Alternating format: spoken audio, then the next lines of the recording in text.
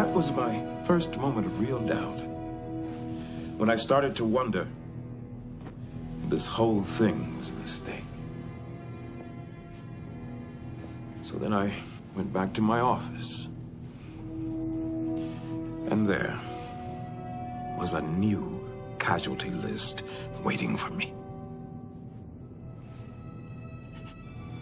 People are dying out there every day. Entire worlds are struggling for their freedom. And here I am, still worrying about the finer points of morality. No, I had to keep my eye on the ball, winning the war, stopping the bloodshed. Those were the priorities. So I pushed on, and every time another doubt appeared before me, I just found another way to shove it aside.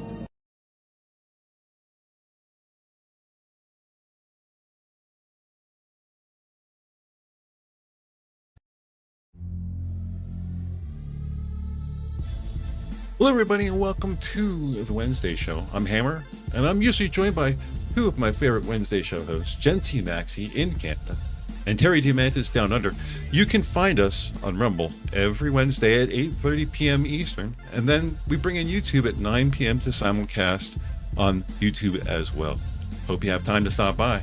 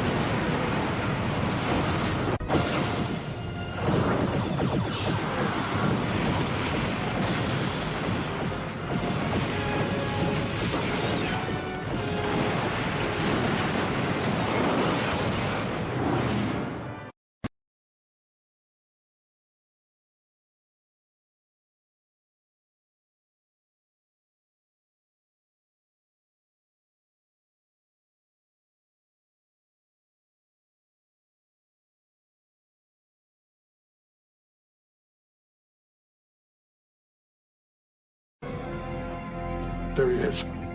Damar's a creature of habit, all right. After a hard day at work, he deserves his glass of Kanar. Why are the THUR always in here, he asks himself. They don't drink, they don't eat, they don't gamble, all they do is take up space. Damar asks his bartender if he found a pad he was working on the other day. My brother tells the truth. He hasn't seen it. Damar doesn't like that. The pad contained a draft copy of a secret memorandum he was working on concerning the shortage of white. In it, he speculates that without the drug, the THUR will run amok, killing everyone and everything in their path.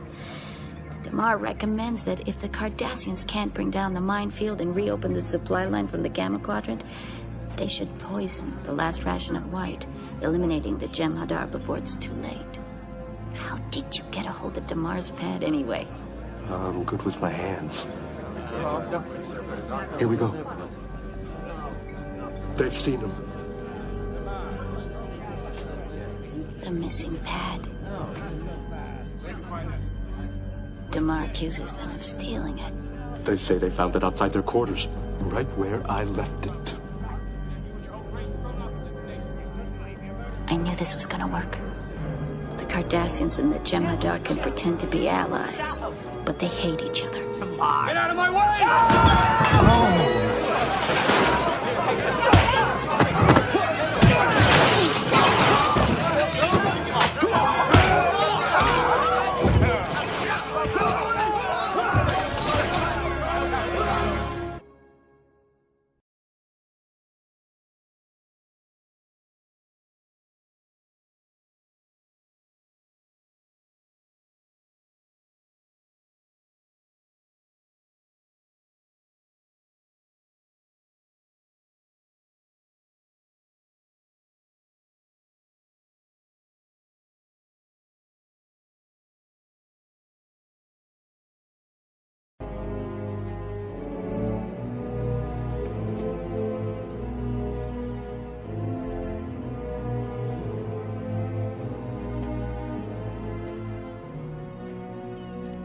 There's no way out of this canyon, and we have phasers locked on every one of you.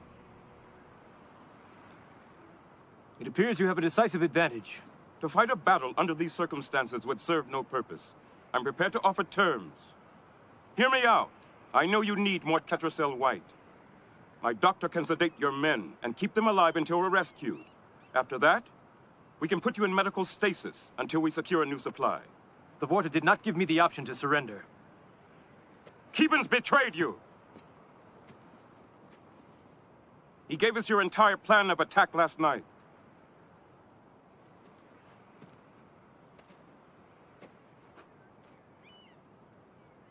It was obvious that approaching your position from this canyon was a deliberate tactical error on his part.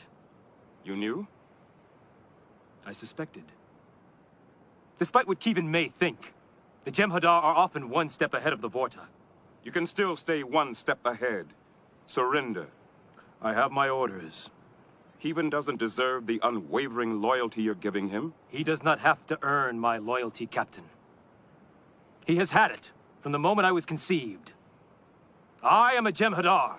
He is a Vorta. It is the order of things. Do you really want to give up your life for the order of things? It is not my life to give up, Captain. And it never was.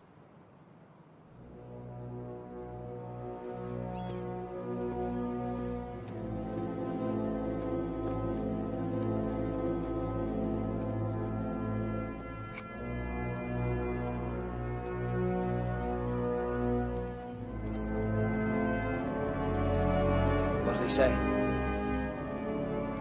All the wrong things.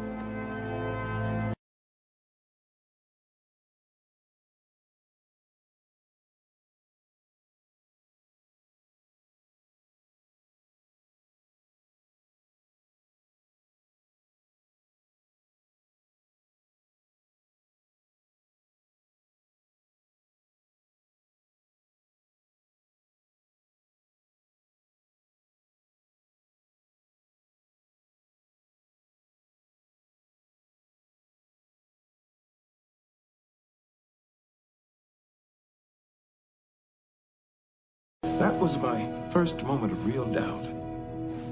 When I started to wonder, this whole thing was a mistake. So then I went back to my office. And there was a new casualty list waiting for me. People are dying out there every day. Entire worlds are struggling for their freedom. And here I am, still worrying about the finer points of morality. No, I had to keep my eye on the ball, winning the war, stopping the bloodshed. Those were the priorities. So I pushed on, and every time another doubt appeared before me, I just found another.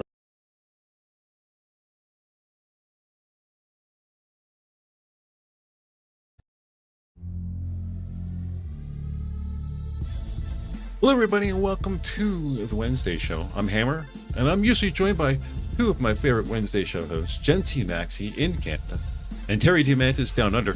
You can find us on Rumble every Wednesday at 8:30 p.m. Eastern, and then we bring in YouTube at 9 p.m. to simulcast on YouTube as well. Hope you have time to stop by.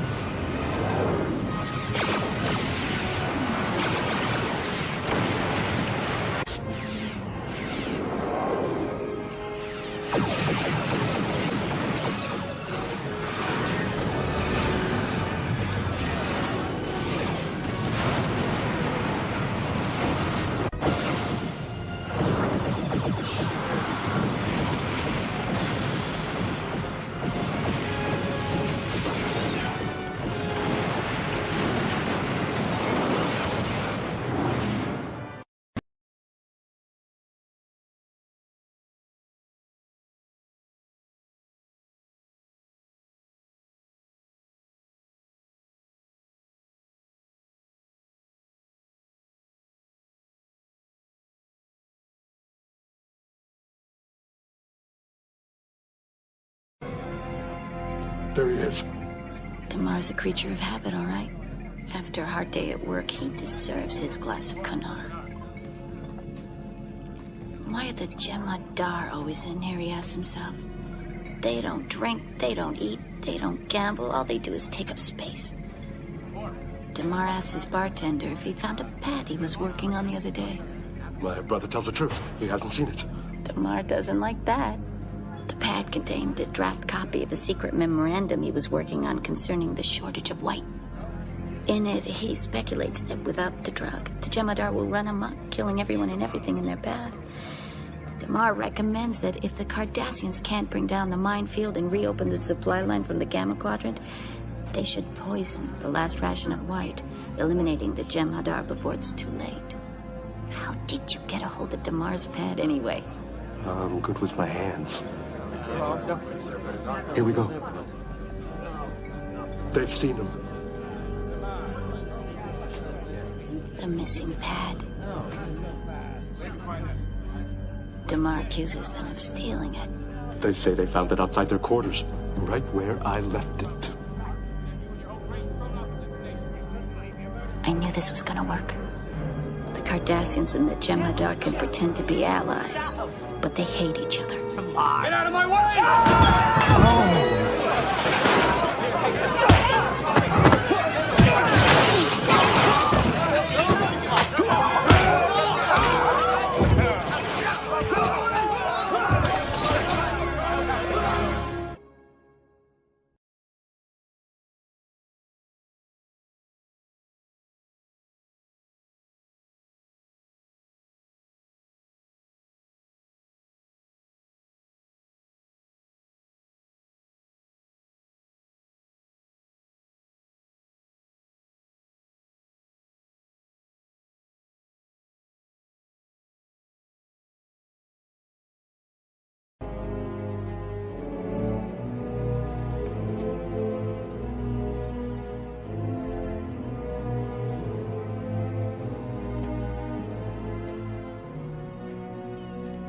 There's no way out of this canyon, and we have phasers locked on every one of you.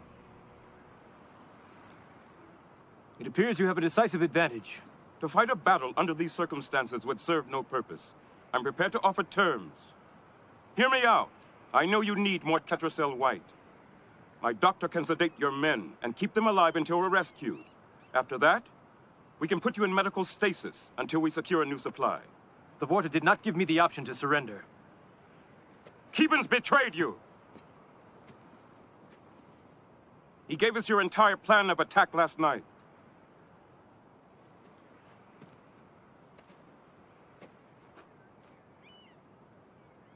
It was obvious that approaching your position from this canyon was a deliberate tactical error on his part. You knew? I suspected. Despite what Keevan may think, the Jem'Hadar are often one step ahead of the Vorta. You can still stay one step ahead. Surrender. I have my orders. Keevan doesn't deserve the unwavering loyalty you're giving him. He does not have to earn my loyalty, Captain. He has had it from the moment I was conceived.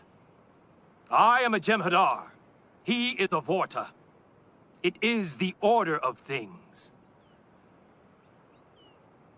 Do you really want to give up your life for the order of things?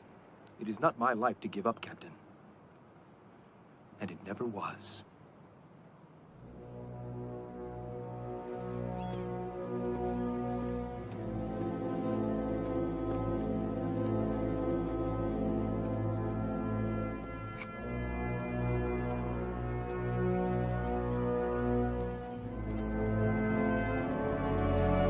What did he say? All the wrong things?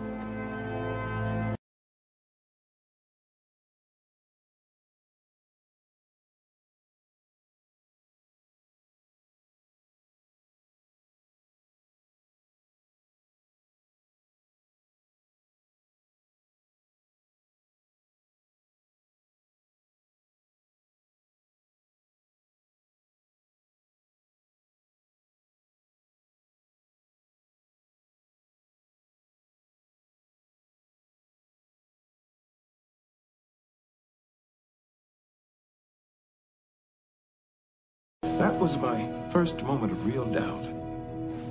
When I started to wonder, this whole thing was a mistake. So then I went back to my office. And there was a new casualty list waiting for me. People are dying out there every day. Entire worlds are struggling for their freedom. And here I am, still worrying about the finer points of morality. No, I had to keep my eye on the ball, winning the war, stopping the bloodshed. Those were the priorities.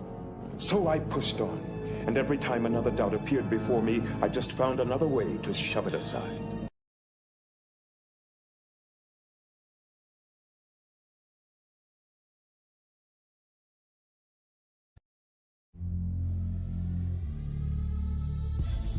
Hello, everybody, and welcome to the Wednesday show. I'm Hammer, and I'm usually joined by two of my favorite Wednesday show hosts, Jen T. Maxey in Canada and Terry Diamantis down under. You can find us on Rumble every Wednesday at 8:30 p.m. Eastern, and then we bring in YouTube at 9 p.m. to simulcast on YouTube as well. Hope you have time to stop by.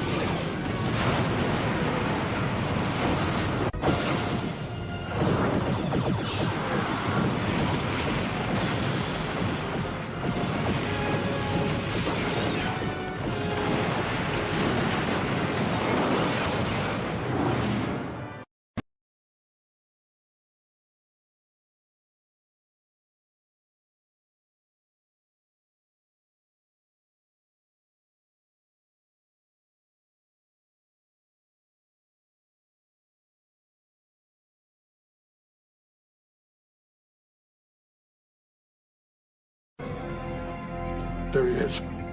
Damar's a creature of habit, all right. After a hard day at work, he deserves his glass of Kanar. Why are the THUR always in here, he asks himself. They don't drink, they don't eat, they don't gamble, all they do is take up space. Damar asks his bartender if he found a pad he was working on the other day. My brother tells the truth. He hasn't seen it. Damar doesn't like that. The pad contained a draft copy of a secret memorandum he was working on concerning the shortage of white. In it, he speculates that without the drug, the THUR will run amok, killing everyone and everything in their path. Damar recommends that if the Cardassians can't bring down the minefield and reopen the supply line from the Gamma Quadrant, they should poison the last ration of white, eliminating the THUR before it's too late. How did you get a hold of Damar's pad anyway? I'm good with my hands. Here we go. They've seen him. The missing pad. Damar accuses them of stealing it. They say they found it outside their quarters, right where I left it. I knew this was gonna work. The Cardassians and the THUR can pretend to be allies, but they hate each other. Get out of my way!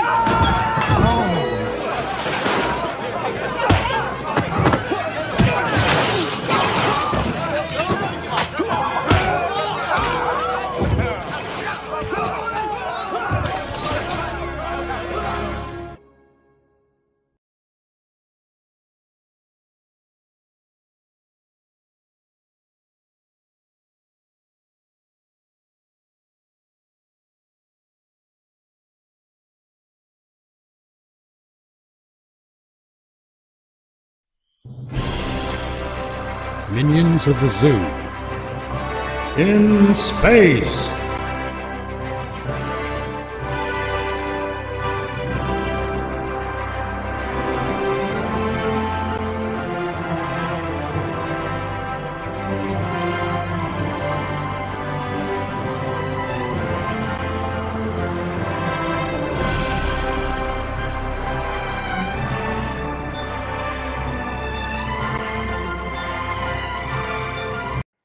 Good evening, everybody, and welcome to Minions of the Zoo in space.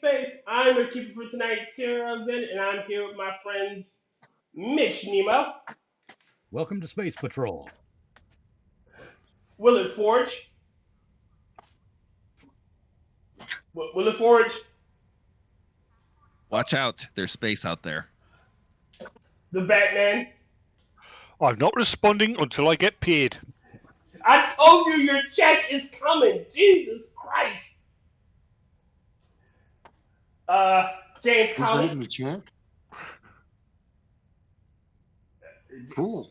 If he's cutting checks, I want one too. No, you don't get paid.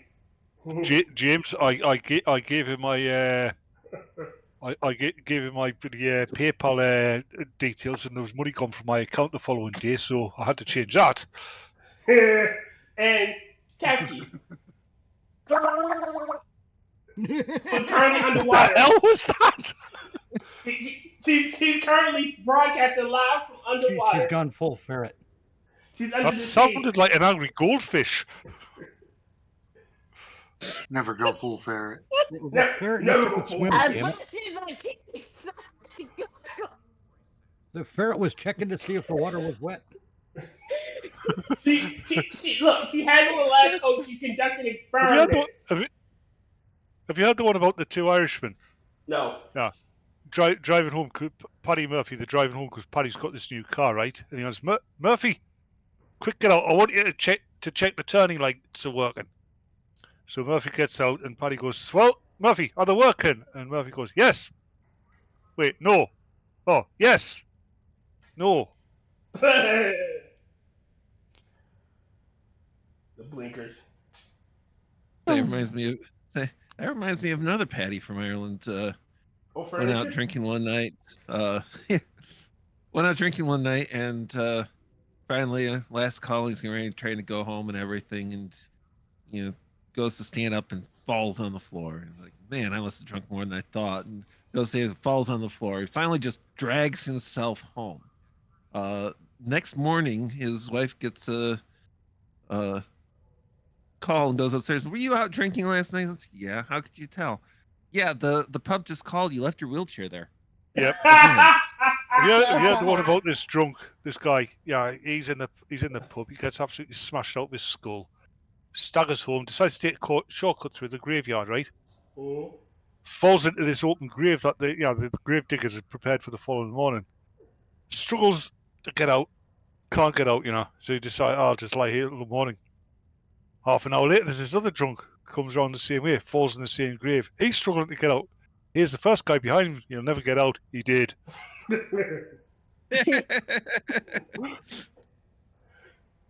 Oh Lord Jesus fucking Christ! All right. Oh yeah, there's this other one. There's this guy. Yeah. He's taking a shortcut home through the cemetery, right?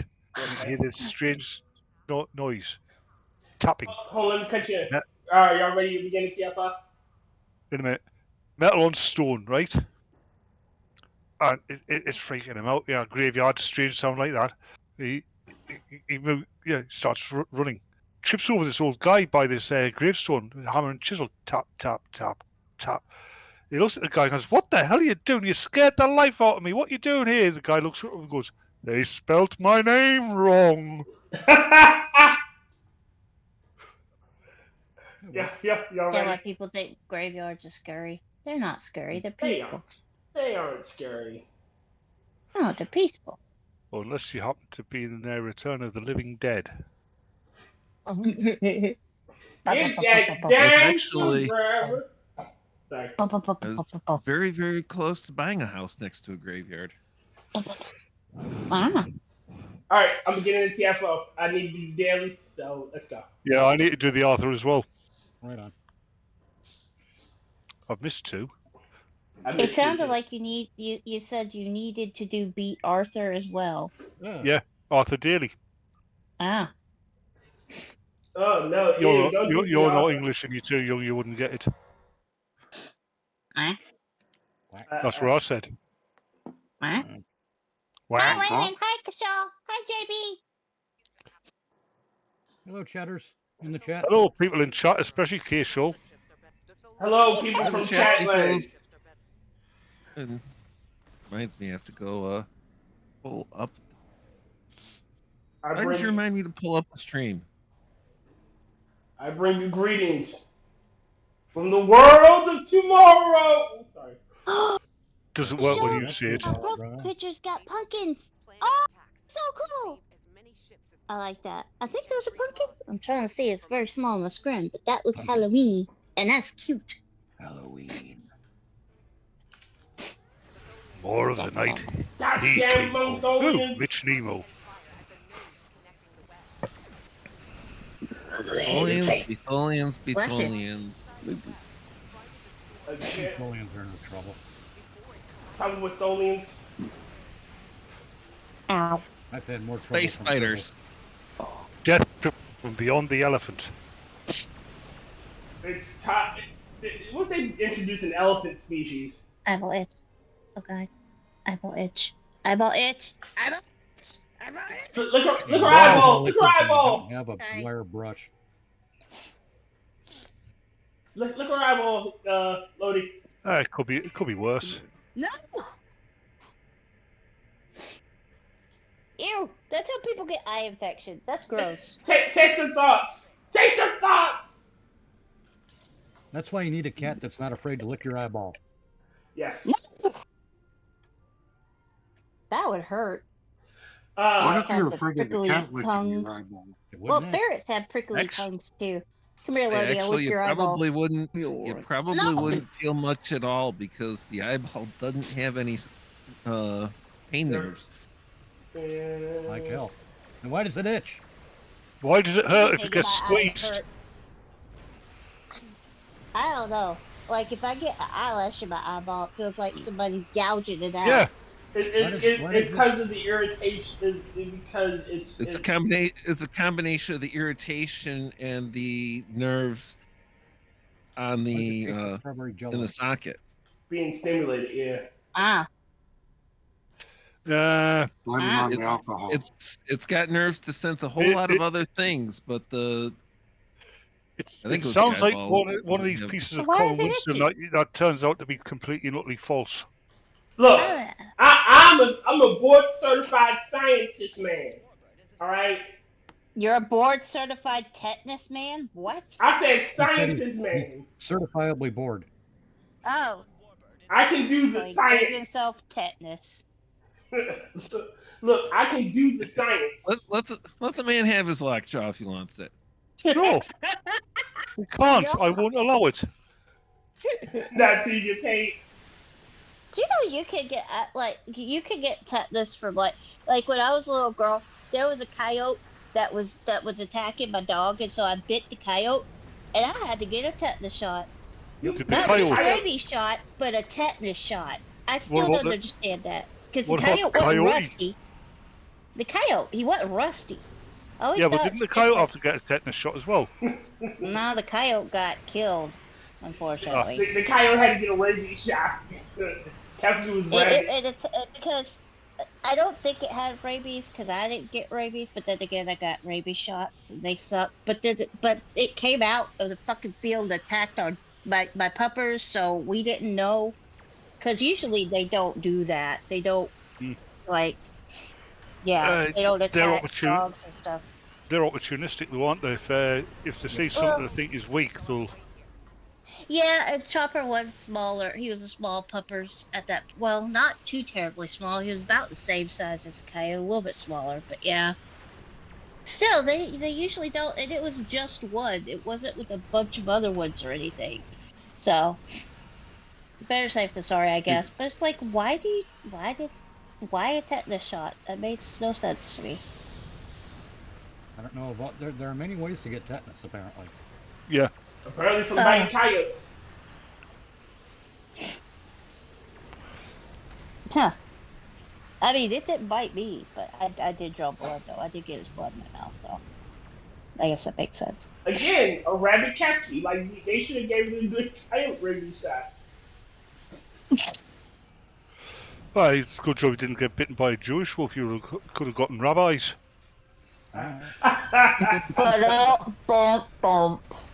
Oh my god.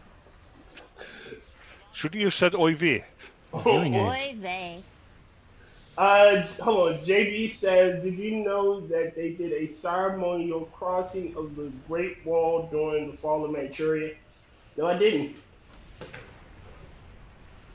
I didn't What know did they that. cross it with? Possibly with cocaine and haberdashers. I don't know.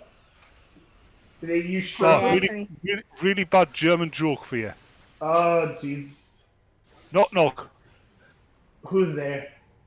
We will ask the questions. Ah, Jeebus. Jeebus. Another bad German joke for you. Why did the chicken cross the road? To get away from the colonel. No, he was only following orders. You sound like a sauerkraut. I did say there were bad German jokes. I didn't say there were good German jokes, did I?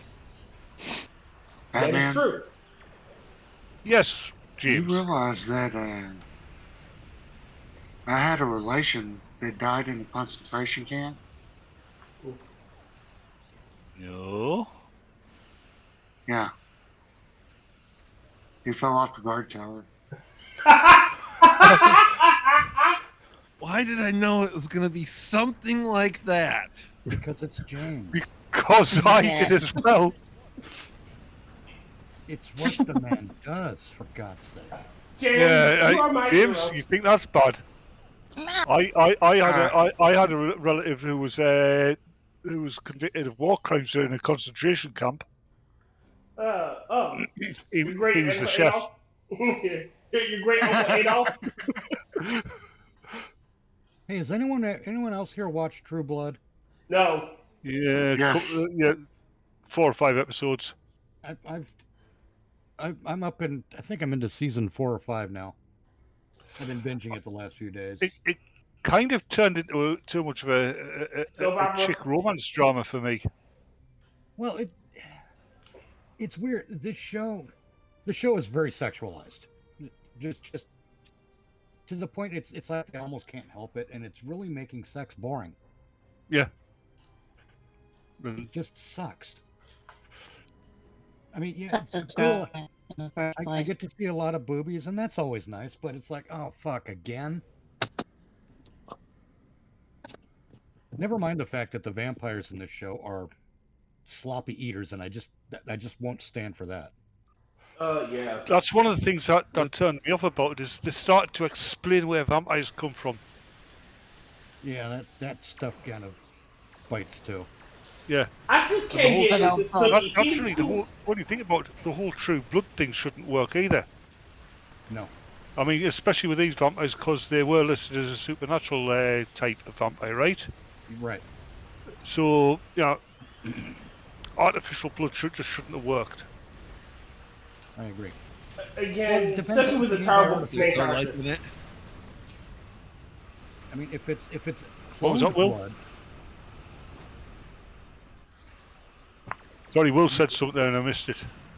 Because there's no life in it. Yeah, exactly. There's no life in it.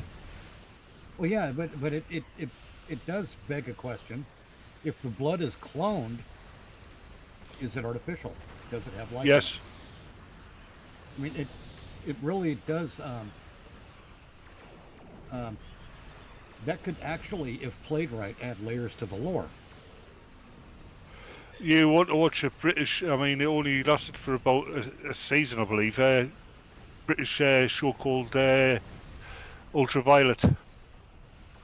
I think the British version combined, it combined a science fiction type of vampire with a supernatural type. And it did it quite well, actually.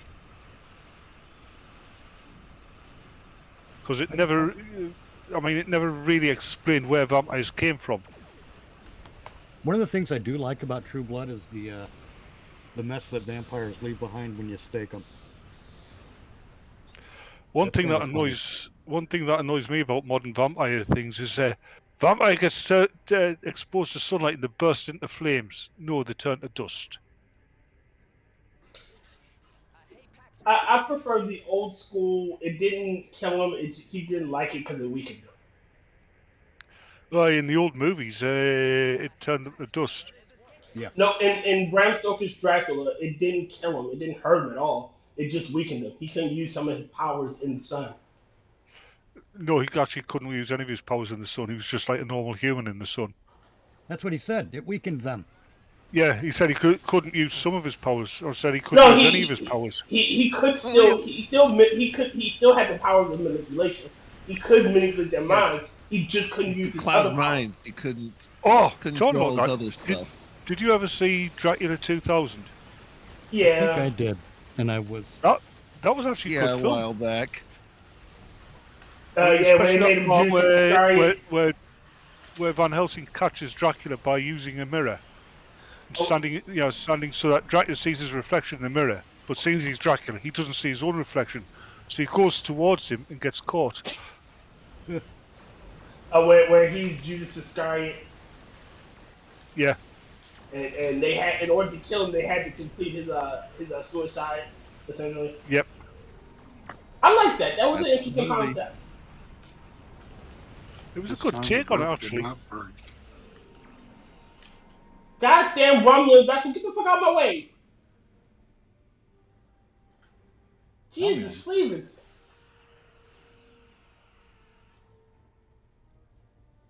Where did you learn to drive?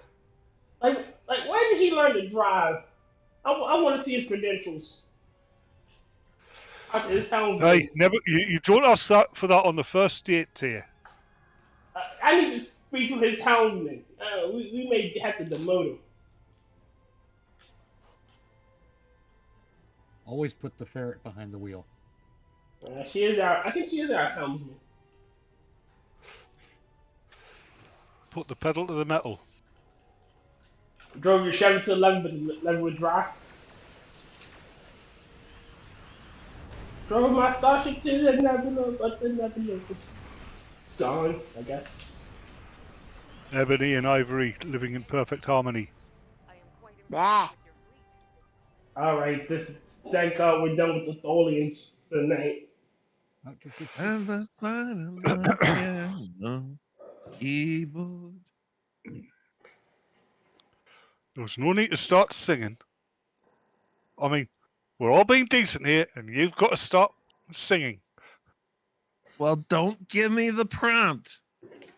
Don't make him sing. He will sing.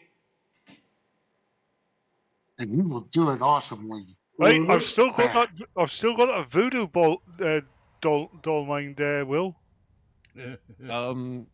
Yeah, but the hair that you got wasn't actually a lock of mine. Archie, yes, it was. You're thinking about the voodoo doll that you know about. All right. I didn't really think there was that great of a band.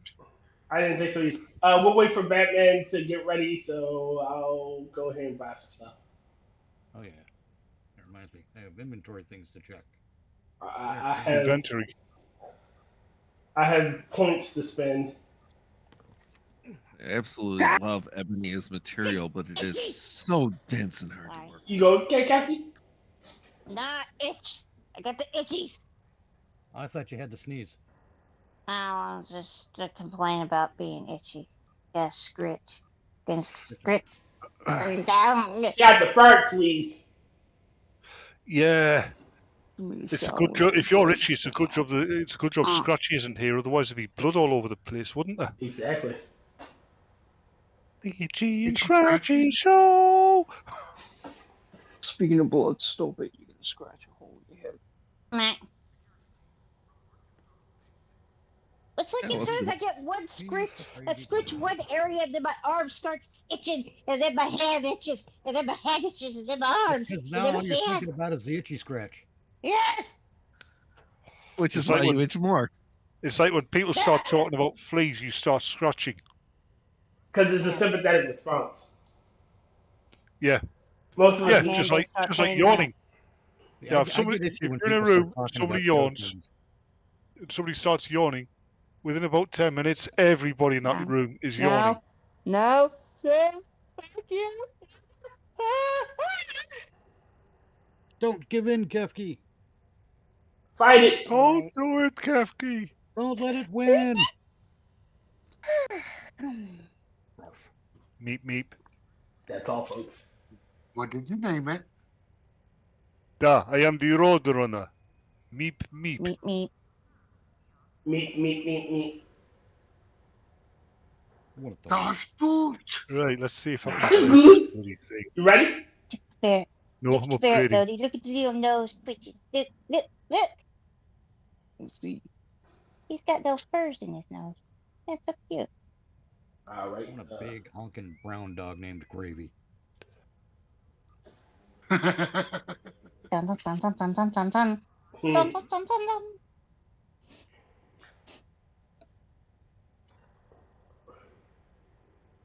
Nothing happened. There we go. Okay. You precondition for the whole blocking. You know how to hold a hard cutting. All right. Let's get away from the Philharmonica and anything interesting happened today that you know what? Well, I ran into apparently President Trump is talking about placing the tariffs on Hollywood. Okay. To, try to convince them to film in the States or to move the productions back to America. And I can kind of get on board with that. I mean, we do have a He diverse also range. made a meme about him being Pope. Yeah. The part that irks me is that's going to do nothing to make Hollywood write well. Hollywood. Stupid They're Hollywood. certainly not doing that these days. All it's going to do is ensure that Hollywood survives another year or so. I want it destroyed.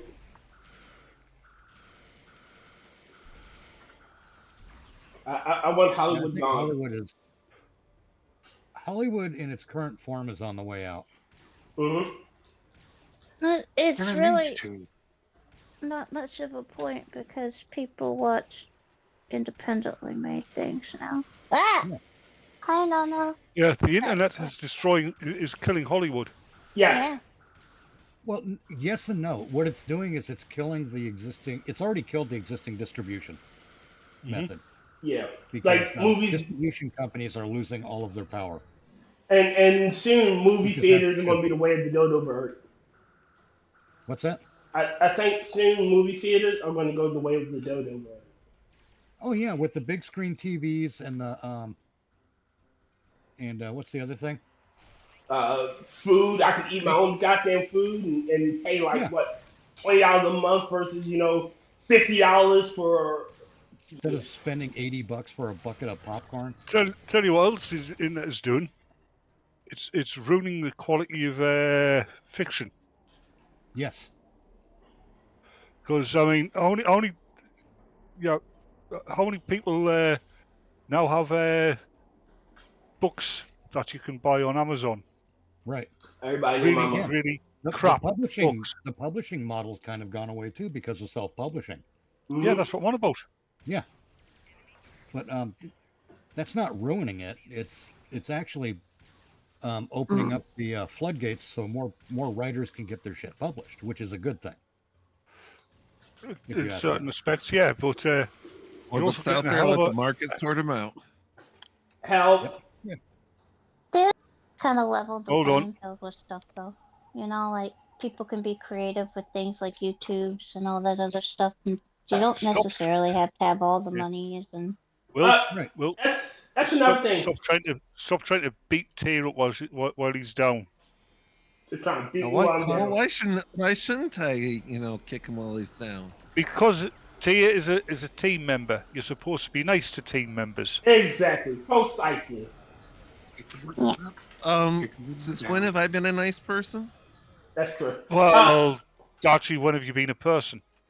But with things like YouTube and creator generated content, they're doing with a fraction of Hollywood's budget and making better shit. Like not even a whole fraction, a fucking decimal point. Of what they got. I'm saying like you got some creators. Your sound is kind of wonky, Tyr. Sorry, can y'all hear me now? Sound is always kind of wonky. Is that better? No. Great. What I was saying was, with YouTube and user-generated content, you have great stuff being put out with, the fraction of Hollywood's budget. Well, not only that, but without all the interference. Without exactly. Hollywood. This is a rod of Hollywood's making. The content overcharging, the pandering, and not giving us what we asked for, the destroying of old IPs in the name of political agenda. They killed themselves. If Hollywood, if Disney was the Disney of old, where they were promoting family-friendly content, instead of trying to make the sequel trilogy in their image and taking what was already written, pre-made stories that people want to see adapted with characters pre-made, Disney would be rolling in funds. Disney wouldn't be on the brink of insolvency. Go broke. Pretty much. It's ego and instead of the audience telling us, it's gonna be. Go ahead. Part of Hollywood's death throes is they're trying to, just like with the music industry, they're trying to hold on to the distribution companies. They're trying to they're doing everything they can to make it as hard as possible for newcomers to enter the field. Mm-hmm. Yep. Nick Cage didn't try to be an actor and become an actor and get popular. He was born into the business. That was nepotism. Yes. And they're trying to. That's the thing that with internet distribution, that's no longer a barrier for entry for the likes of us. Mm-hmm. It's why I can write film treatments and try to get them out there now. Yeah, because there's But even if there's somebody that's gonna look at your stuff and like, hey, I wanna take it. Let's see what we can The do. barrier to entry for the likes of me is I don't say I'm no good at creative writing, so the writing's out, and I'm ugly, so the acting's out. No, that Lots just of means you ugly get to be a character character actors. actor. Yeah. Get out my head, Mitchell. Is that's what they call a character? That's what they call an actor who's ugly. They call him a character actor. I mean, look at fucking Steve Buscemi. Hey, there's something in mind. What? Fame wanna live has forever. destroyed the acting profession. Look at what's happened to Because me. once over, an actor could be wildly successful in a certain role, right? Then he'd go into a completely different role. He wouldn't be typecast, but when they're famous, they get typecast like that. Yep. I don't think it was just that. I think it's social media. Social media had when these Typecasting's been happening since movies. yeah, but way before social media. No, Which is worse, to be typecast as like this particular leading actor, or to be typecast as that guy? No, I think Tyr was making a tangential point. Yes. Wait a minute, hold on. My thing is like, how many times did you hear about? I believe it was not Clark Kent. It was an rather old actor who like was driving drunk and just being a general ass of himself, but you never heard of it. So by social media, you're including newspapers and stuff. Yeah, but you never heard that. Like that shit didn't go into practice because the newspaper would cover for him. Oh yeah, it did. Not all the time, and you would have shit like that. You didn't know their politics until they opened their mouth. But you got people like Mark Hamill, who I know everything about him because he fucking shares it all online. His dislike of me is clearly right there for you to see. Like back in the day, you would have people like Hanoi Jane Fonda. You know, they'd say their piece, but they would at least very much pretend to, oh, well, I love all my fans, and this is just because. But now, social media, you put it all out there. Shit. Yeah, but social media is a very very recent thing. Yeah. And what I'm on about is fame and actors being typecast has been going pretty much since there's been movies. Fair enough. Yeah, typecasting existed from the get-go. Yeah. Because people think in Ready for another one? Always. I want to say monocular, but that's not quite right. Batman. Like Christopher Reeve. Yep. He was typecast because of Superman. He got a couple of other roles where he did pretty well, but in general terms, if they weren't making a Superman movie, Hollywood didn't want to have much to do with him. Until he had his accident. Yeah. Then he became a virtue signal that they could use to amplify themselves. Yeah. Yep. Which is kind of shitty. Yeah. Especially when you do it to somebody like Christopher Reeve, who was a genuine guy. Yeah, he was a decent fellow all the way through and through. Yeah, but you still have. We'll take Rachel's idea. If social media didn't exist, you think we'd hear about her remarks? Social media didn't exist, then the wokery wouldn't exist either, and she wouldn't have got the part anyway. That's true. Right. Social media is basically an amplification system. Yep.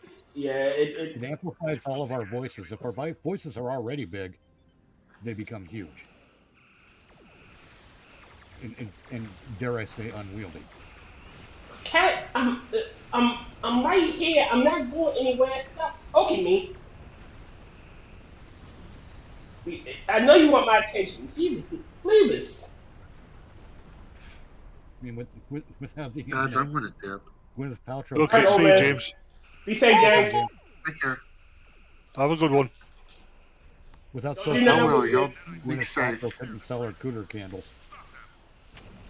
Yeah. Yes. And that's only because social. The internet also allows weirdos to get in touch with each other relatively easily. Yep. Yes. The internet has been one of the greatest tools and one of the most destructive tools ever created. Like, Is it just me, or I know this is off topic, but is it just me, or does anybody else expect the Borg to say we will control the horizontal, we will control the vertical? I wouldn't be surprised if they did. Yeah, I wouldn't be either. We can dilute your picture with 1,000 images, or bring God, one into crystal clarity. I remember when they started showing that on BBC Two, and that was a. I mean, this was back in the 70s, and that was a brilliant way to introduce a science fiction anthology show. Yeah, it was. Dilute you with a single image. Yeah, I would. All right. This is my thing. All the old shows, Outer Limits, Twilight Zone, shit like that. I miss those. I've got enough streaming services. I can watch Twilight Zone anytime I want. Yeah, It's the proper glorious. Twilight Zone or the woke one that replaced it. The proper one. Black and white originals. Yep. Like I have I have a copy of A Song for Trumpet in a few episodes. So yeah. Like some of the good stuff. Love Potion and shit like that. What is it, number 9? Nah, it was was it Glove Cleaner? I think it was called Glove Cleaner. Like Tales from the Dark Side. I thought that was a good one. Here, you are. I am a what? I am. I dropped the perfect cross reference on you there, and you just fumbled. I did. I'm angry at Maddie's stream earlier. We gave her 2 plans. We gave her plan number 10 and plan number 11, and she didn't use any of them. Stuck with Plan 9. Yup. And I told her Plan 11 has more explosions and streamers. Plan 10 had candy corns. Yeah, but explosions. Knew that was gonna get some interest. Oh yeah. But Plan 11 had explosions. Do you know if planets were made of candy corn, Kefki would become Galactus? Oh yes. Yes. Well, she already went to the space to eat the moon because it's made of cheese.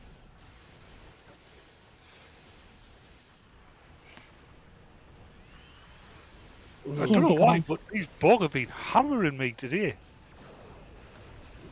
Yeah. It seems like ouch.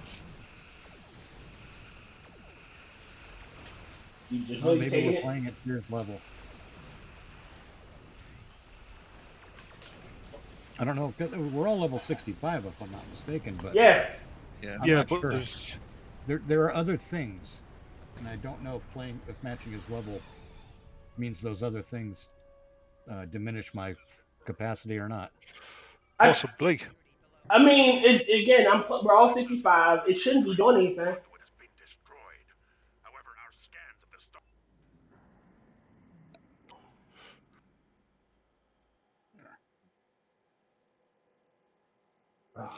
I just wonder if that's what's happening.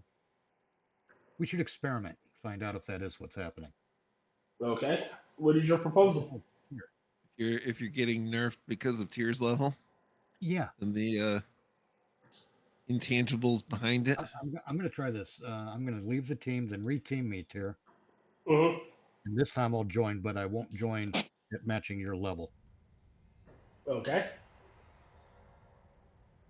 Serious? What? Yo, Mr. Yes. Duck Dog. If Plan 9 was invasion, how filthy were how shitty were plans the first 8 plans? They were really shitty. They were terribly shitty. Yeah, Plan 1 was actually from inner space. Plan when Plan 1 from outer space heard about that, they had to change to Plan 2 because of copyright. And Plan 3 was from the moon. Plan 3 was from the moon, but it was from the dark side, so we could never. They thought we'd never see it coming, but they also couldn't see where they were going. So they fucked the thing. It didn't work. They had to move on to Plan 4. And then Planned Parenthood. Now Plan 4 was okay. Honestly, it was okay. It just involved chickens for some odd reason and crop circles, and it lost me. In the end, it really didn't convince anybody. No. Plan 5 was the same plan as Plan 4, but with cows.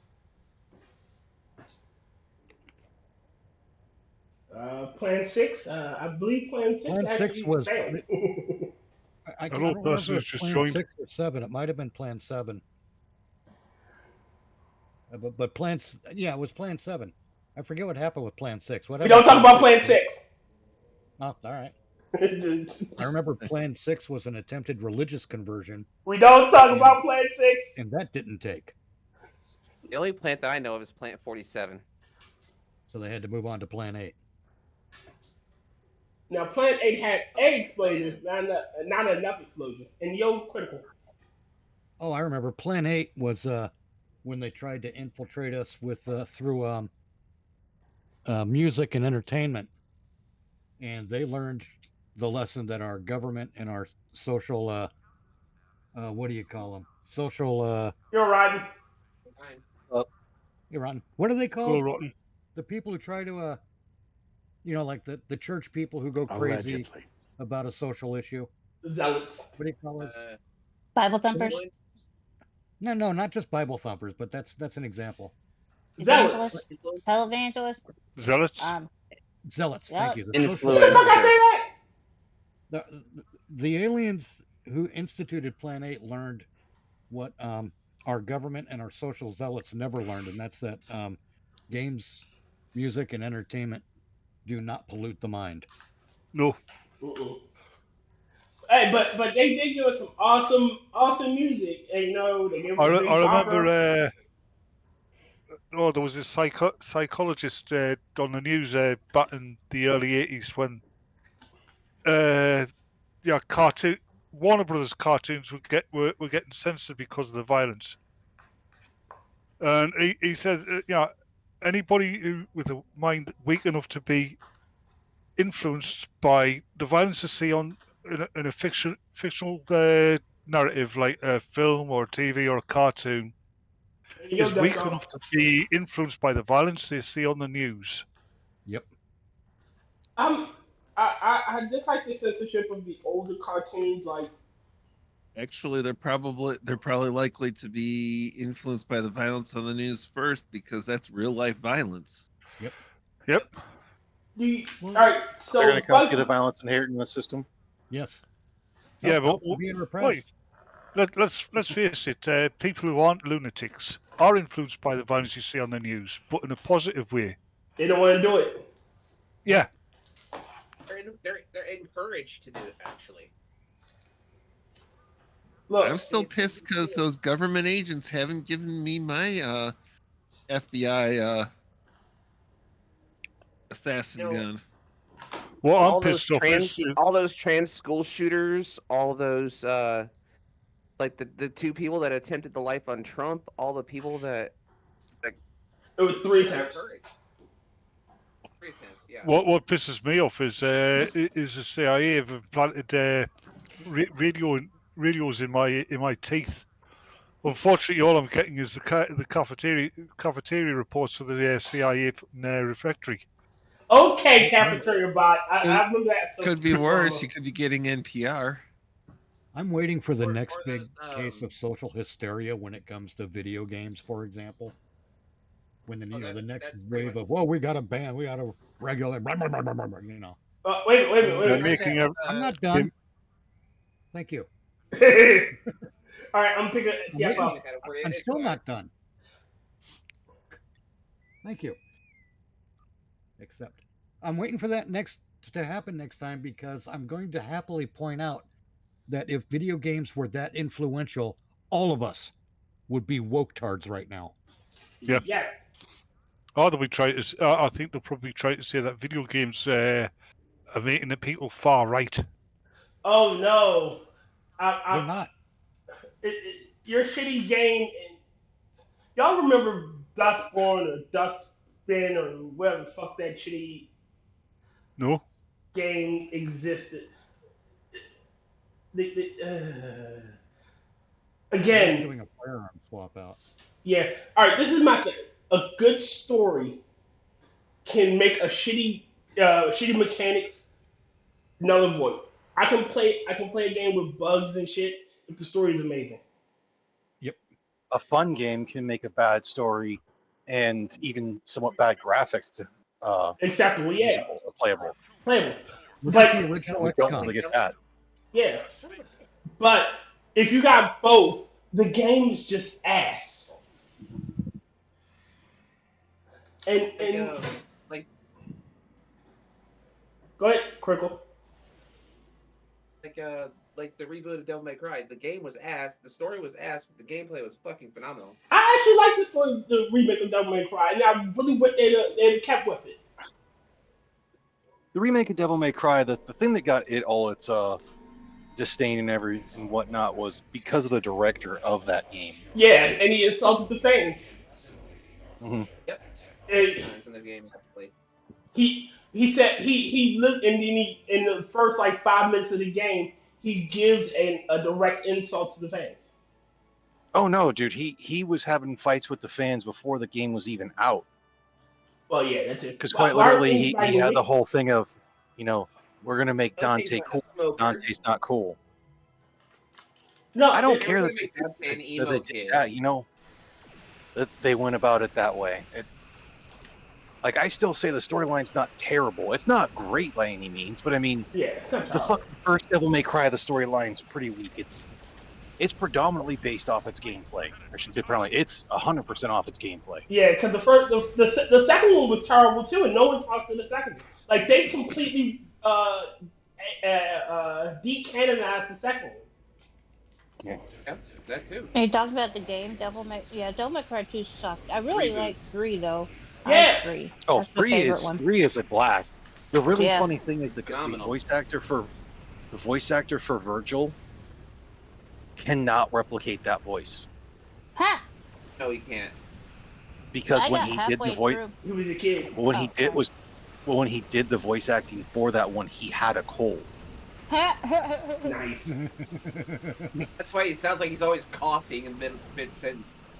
Why isn't this working? But again, like I said, shitty gameplay can be overcome with amazing story.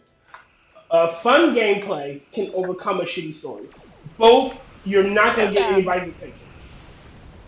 There's this Actually, in that god-awful one game tier, that it they wouldn't be released. saying both. It would be saying having neither. If you don't have a good story or good gameplay, because if you say both, most people think, oh, having both good gameplay and a good story. Oh well, okay, then neither then. Red Dead Redemption 2. It was like What was See, you about to say, Red Dead Captain? Redemption. Hold on, Captain about to say something. Yeah. no, I was just gonna mention that game Concord. It looks like shit.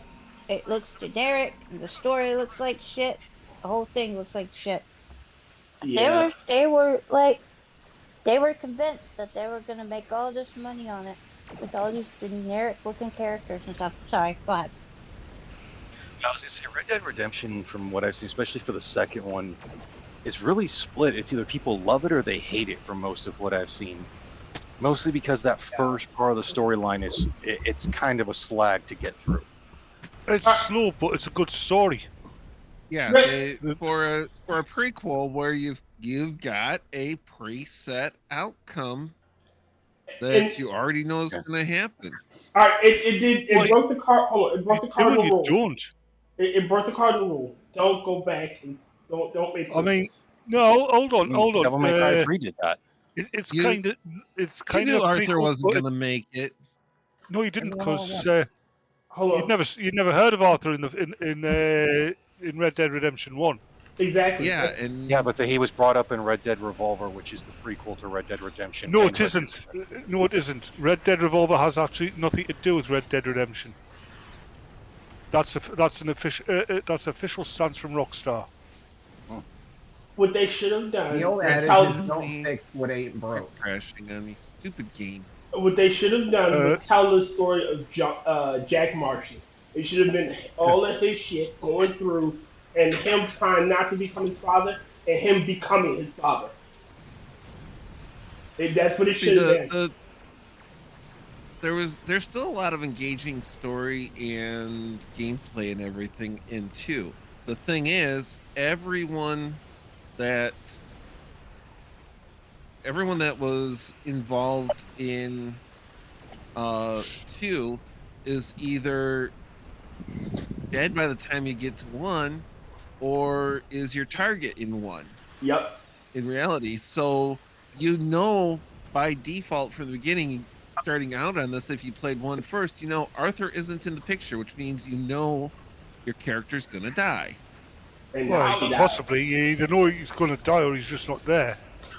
Especially when you're given the time frame, the time frame involved. He would just been too old anyway. That wasn't he was that gonna old. be too old. John would have been too old. That would have been too old. Yeah. And Duke I think Arthur was a decent bit older than John, though, wasn't he? Not by that, but and again, you still had people like Landon Ricketts, who was clearly in his 60s, maybe even his fucking 70s. Still a badass. And you have to remember that in that time, the average lifespan being low was because of the high youth and infant mortality more than anything else. Yeah, the average lifestyle. The average that's life expectancy, not span. People who made it to adulthood typically lived a decent long time for the most part. Except for lifestyle. That's the same throughout human history. Like, if you want to die young. Oh, talking about things like that. One of my pet hates when it comes to these myths is women died in childbirth all the time. No, they bloody didn't. No, it's quite they have rare. Families that had freaking like several kids. Yeah. But Tyr, I do want to say this one as well on that, because you said they broke the cardinal rule of going back in time. Again, going back to Devil May Cry. Devil May Cry 3 is a prequel, and it's beloved. Yep. Technically, Devil May Cry 1 is a prequel. It is a prequel. To what? Devil May Cry is weird. You're right. No, Devil May Cry 3 is a prequel to Devil May Cry 1. Actually, the thing is, there's nothing wrong with making a prequel if you do it right. But I'll still be the one to go on record. I was saying, I'll still be the one to go on record for Devil May Cry. Virgil should have stayed dead. Yay, I leveled up. Leveled up. The game goes 3, 1, 2, 4, 5.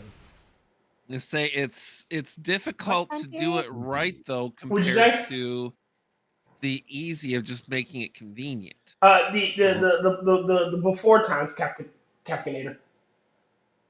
I had asked, somebody mentioned women dying in childbirth. What were we? What time period? It's a great feminist talking point.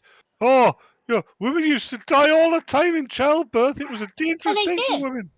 No, they didn't. They had your average woman would have had 6 or 7 children in her lifetime, possibly more. Okay, but they're not saying all women. A lot of women died during childbirth, and a lot of kids didn't make it very far. That's why they have so many kids. A lot of women still dying during childbirth. I know. But not nearly as much as these people who say that would have you believe. I don't know. I know it's common. I've had family members that, great aunts and shit that I would have had, but they died childbirth. I mean, on average, women would live about 10 to 20 years longer than men. Well, that's because on average they were a lot younger than their husbands. No, it isn't. It's because on average, their husbands were doing a lot more dangerous work. Well, yeah, but the women were a lot younger than their husbands. But that's not always. That's a sideways bit of thinking there, Kefki, because the average lifespan doesn't have anything to do with marriage. No. Well, he's talking about women outliving their husbands, though. That's what I was saying initially. No, he's talking about women outliving men, not necessarily their husbands. Oh, I know what you're talking about. Yeah, see, there was a little disconnect there. And the age disparity you're on about, you would find would almost always be with the upper class, not the majority of people who tended to marry in the same age group. You just have to look at you look at gravestones in the UK. I was talking about here. I wasn't. Even in the States, you look at gravestones like, say, in the 1800s. They'll say a man is born roughly a year or two earlier than his wife, right? And he'll have died in his 40s, maybe his 50s, and his wife's lived on to her 60s or even her 70s. Yeah, someone had to live on to become that old crone down the street. Yeah, the one that's yelling at kids off a fucking line. Especially when life was more muscle intensive, men had a hell of a lot more physical and emotional stress on them than women did. And of course, workplace accidents, which were much more Right. devastating and deadly. I mean, both. Why would we put a rail up here? I mean, that might cause people to lean. I mean, They lean on that rail. life in general was stressful when you, in general. No one sex had it better than the other. We all had our challenges and our issues.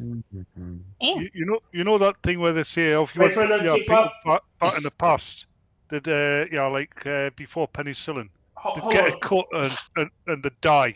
Batman, hold on. Everybody ready for another TFL? Yeah.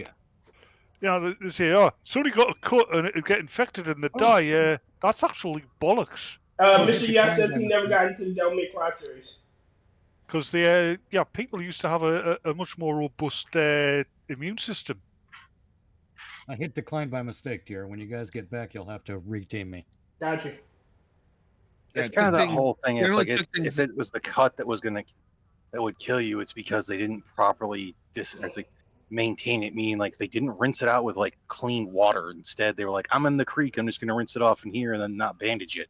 Yeah. Well, you look at you look at the archaeological evidence from the Stone Age and some of the skeletons they've found. They've had injuries which, these people should.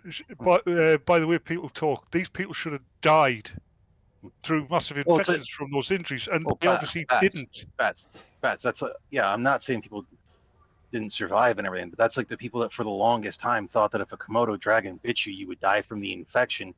When the animals that were dying from a bacterial infection was because they freaking ran away into dirty ass water, and that's where they got the infection. The Komodo dragon's bite just has an anticoagulant in it, so it's not going to freaking stop bleeding. Never heard that one before. Yeah. Komodo dragons are also the only animal people that I'm aware of that will actually dig up human graves to eat remains. Yeah, but unfortunately they've been superseded by a modern mutation, haven't they? Democrats? The Komodo drag queen. Oh, God damn it. Batman, my cringe muscle is You haven't got any muscles. And I am sitting here realizing that Tyr just got like this ultra vivid mental image of a Komodo drag queen, and I am laughing my butt off because it doesn't work on me. See, what's funny is I didn't get that when he said they got superseded by a mutation. I'm like, oh, Godzilla. Nope, wrong direction. That's all, folks. I hate that Say next time anybody's talking to I shouldn't watch YouTube. Bring that up too. See, I shouldn't watch YouTube because whenever anybody mentions Komodo dragons now, you know what I say, and I've got to ask if you're familiar with SCPs. The hard to kill reptile. Yes. 682. I'm just not that familiar with SCPs, and I've got this problem with I'm running out of time to catch up with different media, like they're always going to be there. podcasts and broadcasts and stuff. Oh, they did one recently. It was the it was the SCP that is God versus the King in Red. The Scarlet King. Yeah, he kicked his ass. I like there's a story in the SCP lore that actually it's 343 versus 001 Scarlet King. Oh, wait, hold on. There's a story of how that the little girl that everybody wants to kill is actually Death, and her horse is the hard to kill reptile. And I like that story. Mm-hmm. There's an idea that the hard to kill reptile hates humans because of something that's infected humanity as a whole, which is also why we feel pain. And plague is not the plague doctor is actually pestilence. Yep. Like they have all the horse, they have all 4 horsemen together, and little girl's Death. She's the pale rider, and 682 is her horse. The plague doctor is pestilence. Cain is war. Is it Cain? I think it's Cain. No, Abel is war. Abel's war. Yep. And I forget who's famine. Oh, Fernando. Fernando is famine. The immortal. I don't like that. Yeah, the chef. Yeah. I don't like that story. I like that story. Yeah. I think one of my favorites is when dawn breaks. Yeah, I like when dawn breaks. Or when day breaks, rather. You wouldn't like that. When the sun goes mad and starts warping people. Yeah. Oh, I love that one. Oh, I like the Black Moon House. The sun goes down, it's the top on the roof. I like when the Black Moon howls. That's a good one too. Black Moon is a good one. Yeah, there's so many. 343 is God, basically. 343, 682. I like how God's really not God. He's just a reality warper with like. He really, actually is. He Actually is God. He is God. God allowed himself to be captured because he's just bored. Like he's a reality warper who can pretty much go everywhere he wants. No, he's actually God. There's a story where he goes and meets Shy Guy and he calms him down. Like he goes in like hey, Shy Guy, shut up. Like I said, he kicked the Scarlet King's ass. Like he meets the Shy Guy and Shy Guy tries to attack him like, no, stop. Do I have to put you back in timeout?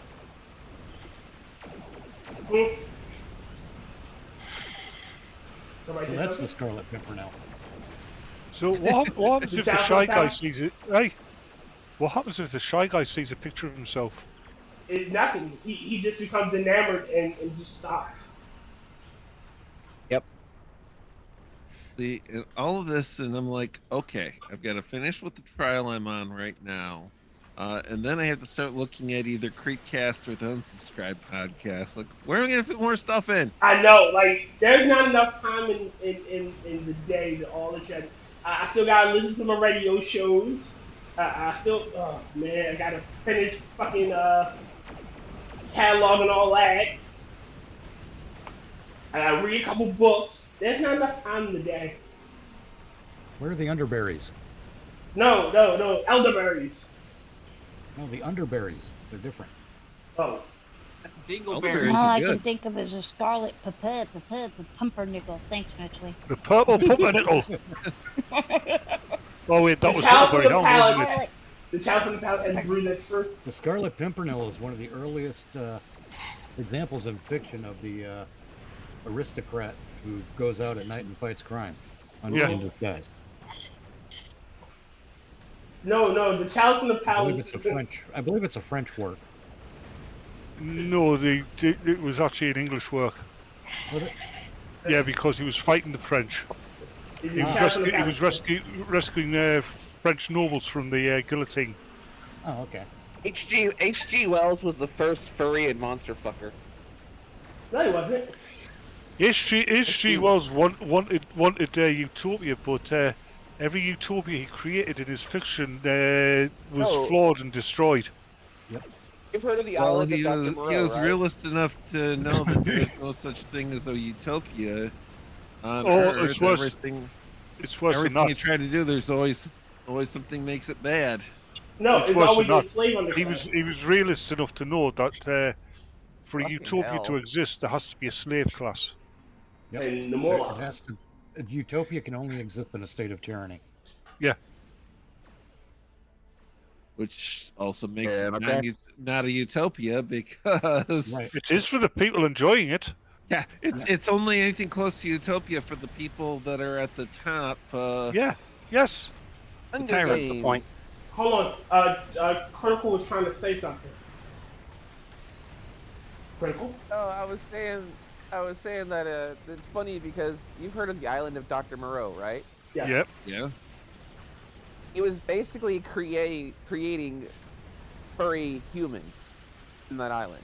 Yes. Yeah. So basically, he was one of the first furries. Well, no, he Oh, wasn't. really? He the Dr. Monroe's thing wasn't fucking him. He was trying to evolve man. It was a variation on Frankenstein. Yeah.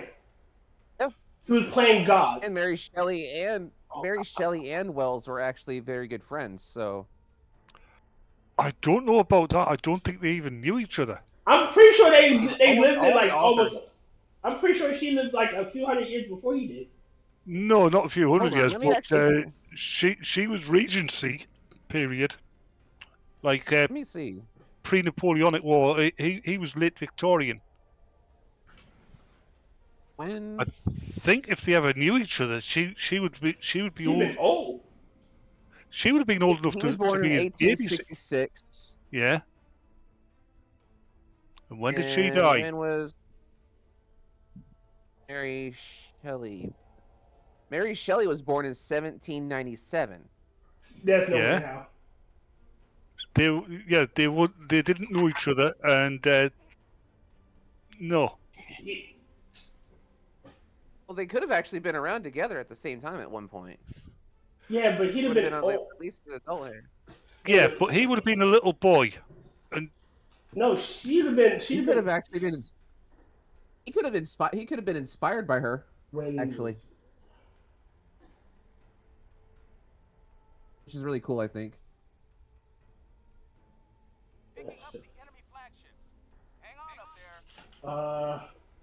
17. What was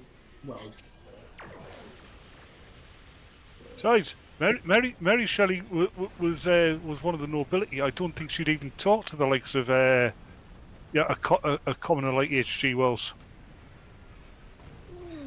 You never know. But she was friends with a lot of nobility. She actually was a nobility herself. I think she was actually. That would Didn't be she no also way. bang her second?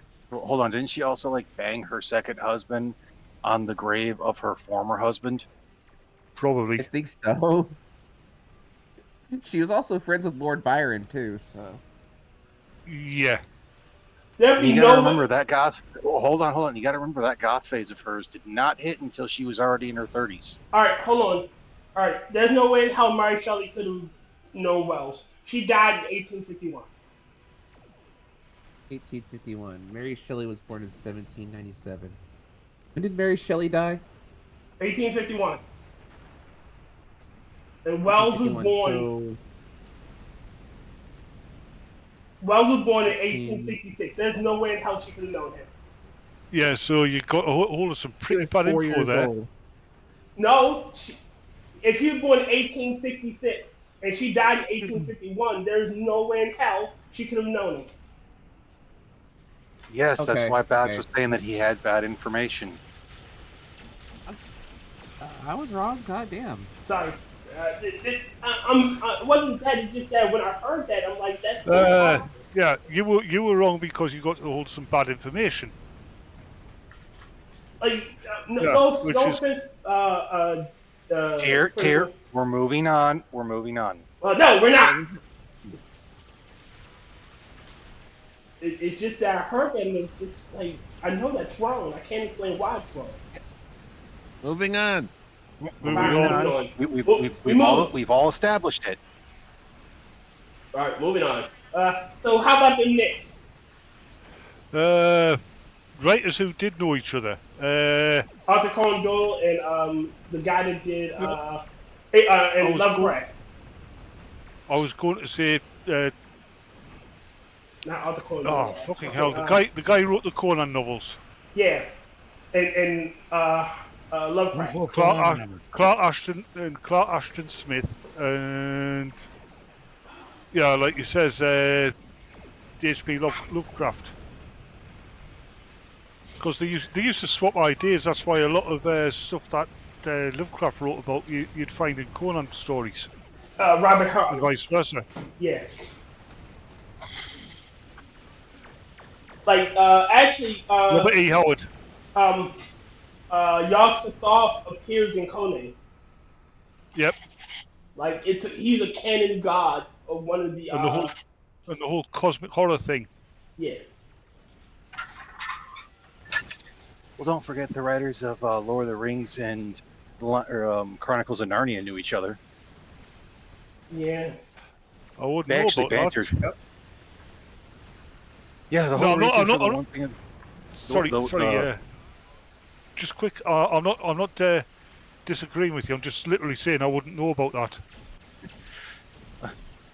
No, I was gonna say that's the reason why there's that one light post or whatnot in The Lion, the Witch, and the Wardrobe. The creator of Chronicles of Narnia did that just to piss off Lord of the Rings, Tolkien. Yeah. Can't remember the other one. Tolkien, C.S. Lewis. Okay, I was right when I was thinking. Yeah, because Lord of the Rings is basically Anglo-Saxon mythology, right? Narnia has a lot of Christian mythology. Narnia is very definitely Christian. Yeah, C.S. Lewis actually said so. Oh shit! They were trying to redo. They were talking about redoing The Lion, the Witch, and the Wardrobe, or remaking Yes, it. They did a woke stage play. No. Yeah, with a diverse cast for the children. No, the children are siblings. We need to diversify that cast. Oh, they're adopted. These are fucking retarded. That's how. All right, again. It's a deliberate attempt to destroy Western culture. Look, this is my fucking retarded. Well, no, hold on. I have to get into this one real quick before Cheer gets into it. You also have to remember, Chronicles of Narnia has had stage plays before this one. Yeah. Had a movie before, had like at least a few different variations of the movies before the biggest ones that everyone knows, and TV shows. So this is just par for the course of what they do with this. Yeah, but in all Tom of those Baker has Puddleglum rocked. In those previous movies, TV shows, stage plays, they didn't. They still had respect for the actual. Yeah. Yeah. It's like making Romeo and Juliet from Romeo and Juliet this hideous black woman. Oh God, it's like making Romeo. I think they've actually done that. Yeah. Right, it's like when they did a stage play of The Tempest, and they changed. They had Judi Dench playing Prospero. Shit, there was a recent version of the Midnight Summer Dream. Instead of Titania being the way they made it seem like Titania was a rival of Oberon, like they were at war. They kind of were actually. They were still married, but they were at war, and she had a lesbian lover that Oberon hated. Have you ever did you ever do a Midsummer Night's Dream at school? Like the story, not actually, do the play. It's a situation comedy. I mean, it's got all the situation comedy tropes. Mistaken identity. People falling in love with the wrong people. I've never done it. And Romeo and Juliet's actually a comedy. Well, Romeo and Juliet's more about Romeo trying to get over his breakup with what's her name? Rosalind. Teenage love. Nope, Yeah. Romeo was an adult. Not fun of that one, Mitch. Romeo's like 16. That's okay. Then again, I don't have to wear it. According to the time frame, he would be an adult. Oh God, I could remember. Juliet would be a child. Part of English we had drama lessons as well, right? Mm-hmm. We didn't actually put on any shows or anything, but we did pieces in the class, and we were doing Shakespeare and Romeo and Juliet, and the lad who would have got to play Romeo, he didn't want to play it, right? Mm-hmm. And we got this girl, Juliet, Romeo, wherefore art thou, Romeo? And he looks up and he goes, I'm down here, you stupid cow. Nice. I laughed A at that one. week's worth of detention and 2,000 lines. Totally worth it. Pints of Coke? Yes. No. That's what the teacher was I will not attempt to reinterpret William Shakespeare's immortal words in my own brutal vernacular. Look, some heroes are born, others are created. Like that boy. The villain we deserve. Yes. Oh, I'd have just been a smartass and instead still read the lines proper, but just read them in the absolute worst voice. How can you write lines in a voice? Do you guys remember when punk music? Remember when you didn't read them? Oh, I see what you mean. Or speak. Hold on. No, you don't get what I mean by lines. All right. At school, when we were given lines, that was you're given a sentence to write out X amount of times. No. I meant when you're speaking in front of the class. Not. Yeah. I know what I figured by the lines that you had to go like write on the board or on a piece of paper. All right. Foolscap paper usually. Okay. Go ahead, Crystal. I was saying, do you guys remember when punk was actually anti-establishment? It was anti-government. It used to be like fuck the system. Yeah, shit like that. Get the machine. Now it's become pro-system. Yeah, Johnny Rotten actually said that. Machine. Yeah, Johnny Rotten actually said that, if you remember, not so long back. Yeah. Well, you also have to remember punk lost all its punkness when they basically started telling other people in punk that if you don't dress like us, you're not punk. Yeah. Exactly. Oh, yeah. Which happened back in the 70s. Did you lot ever get an Australian soap opera called Home and Away in the States? No. Not that I'm aware of. There was one episode where Danny Minogue's character, right, she was a punk. And she convinces all the kids at school to go to school as punks to embarrass the headmaster who also took lessons for some reason, right?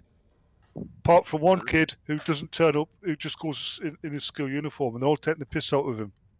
And then this hand with this fingerless studded leather glove just appears and turns off the boombox, right?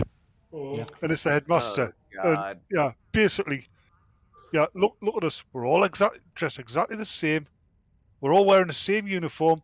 How is this? How is this individualistic? How is this punk? How the? No, but it's basically when you look at a bunch of punks or even headbangers or metalheads as you call them, they all dress roughly the same. Yep. Nowadays, yep. Every generation has its uniform. I mean, even back in the 70s, kids were a lot less. Nowadays, everybody wears big fucking glasses and nose rings. Yeah, kids were a lot less, a lot more individualistic in their dress styles back in the 70s and even in the 80s. Oh yeah. But the there was still a certain uniformity to it. Every generation has its uniform. My generation was. Well, that's what I was gonna say. Like, what was it? Was it the Dead Kennedys or whatnot that like originally dressed really punk, and then they had it to where they were actually almost like straight up fucking business suits later on? Because they're like, no, like that's the whole thing of being punk is basically wearing whatever the fuck you want. Yeah, it's and not conforming. We lost Will. It's not conformity. conforming.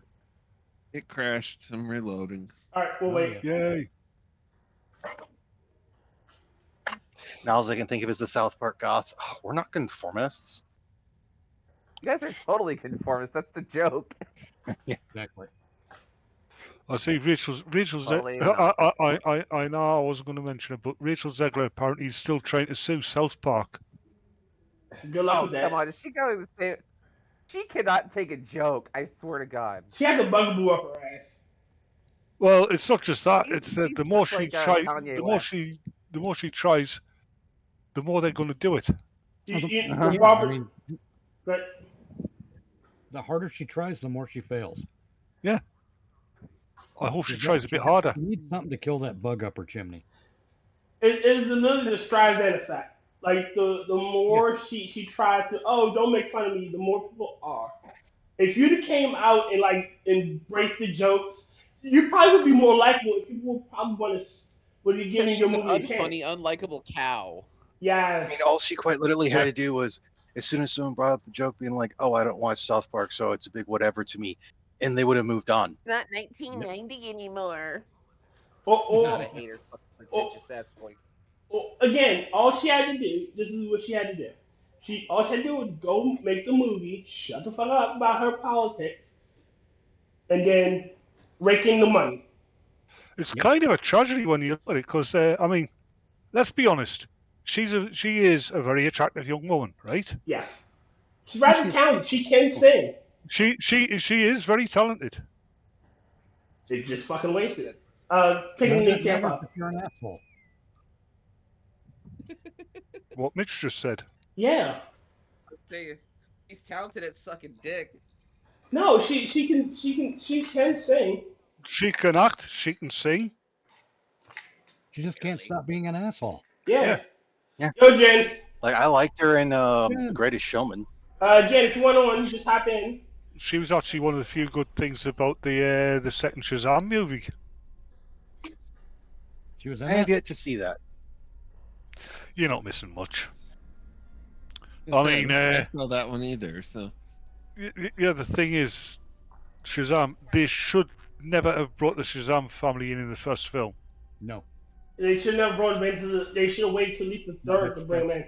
That's, as I keep saying, that's an over-escalation too early. Mm-hmm. I mean, Dr. Zavanna was perfect, right? Oh yeah, he was fun. But the tease at Mr. Mind, that should have been the next one. Yep. Again, the escalation of villains should go street level, medium threat, or mega. You can't start with street level with a character like Captain Marvel. Yeah, you can. No, you can't. Captain Marvel has to be a more serious threat because. Yeah. That doesn't mean though that it's General Zod either. Yeah, because let's face it, Captain Marvel, for all intents and purposes, is Superman. Yeah. The greatest thing about the first Shazam movie was the fact that they had, what is it? A 13-year-old kid becomes a superhero and acts like a fucking 13-year-old kid. Yeah. He shouldn't have, though. That's what my bone of contention with it. Billy Batson turns into Captain Marvel. he is no longer a child. He doesn't act like a child. He doesn't think like a child because Right, he's not a realistically, child. Captain Marvel is a different person. In a lot of versions, yeah. Because there's one version where it's like demon 50 years on, and yeah, Wonder Woman asks him why he doesn't change back to Billy Batson anymore, and he says because Billy Batson died of a heart attack, and if he turned back into Billy Batson, yeah, he'd cease to exist because Billy Batson's dead. And he didn't get a chance to pass it on. Yeah. But in most other versions of the character, Billy Batson becomes the man he will grow into, but with superpowers. Right. Again, it just makes it seem like he's like the demon F again. Like they're completely two different entities sharing a single body, or sharing a single like. That's not existence. every version though. That's never been the mainstream version either. It also kind of points like I wonder like okay, for Black Adam. The biggest thing that I was bringing up though for like the first Shazam movies though is that it was fun. Yeah, it was. Especially when he gets Envy out of Savannah. Yep. Because, yeah, the thing is, that shows what I'm on about, because a kid wouldn't think of that. Exactly. But you know, Wisdom of Solomon. Mm-hmm. That's the thing. Wisdom of Solomon would stop Billy Batson from being an asshole. Doing foolish shit. Yeah, it's been a long time since I've seen the first Shazam movie.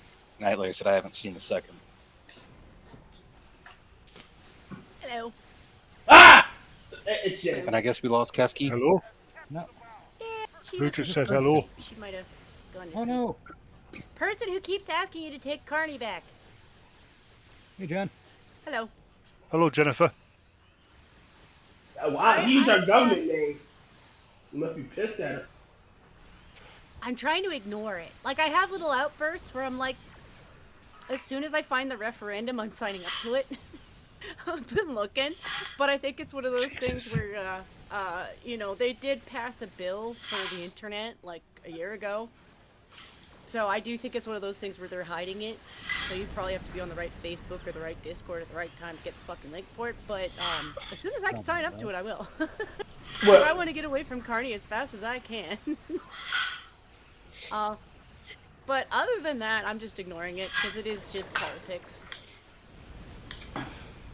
Oh yeah, but again, all you had to do is say you wanted to become the 51st state. I'd actually like to have independence first, and I actually think we have problems that we should fix first before we go to you. Like, I think what we should do is keep our ties with you that we already have, which are already established, and aren't going to just quit just because we have issues with Eastern Canada. I just think we need to split off from them, because they've lost their lunch, and they're making political decisions based off of TDS. Yeah. Well, if you want to be liberated, just point out how much natural resources Canada has, especially oil. Actually, if you want to be liberated, just invade America. If you want to be forcefully liberated, touch the boats. Again, it'll be a week. It'll be a weekend. We'll party. We'll pregame. And we'll tailgate before we invade you, and then it's done. Fucking finally. You know what would be interesting, and what maybe I would do if I were president is, and mind you, as president you have no legislative power, but I would try to propose this to the legislature. Create an application form for countries that want to defect and become America. Create a form and a process. I mean, because you can't just say, "Oh, you want to be part of America? Come on in." It doesn't work that way. There is a process. There's got to be a vetting process. There's got to be a security risk assessment. Yada yada yada. What do you bring? Do you bring resources? Do you bring a wealth of educated people. You know, why should America consider you for membership in the Federation, basically? We've got a wormhole. It's basically an application for statehood, is what I think we should have. I understand why everyone wants to go to America, but I'm actually kind of sick of that. Like, I think part of the problem is the only place on the earth that people feel they're going to have freedom is in America, and I think that's the first mistake on the world stage. Like, I'd rather be in a country that realizes that it has the strength to fix itself. Like, Alberta has so many resources. We do on a fiscal level, if we ditched Ottawa, we would do just fine. Like, they keep pitching us with stuff like, you know, crown lands and native lands, and then you do the math on what that is, and it's like 20% of my province.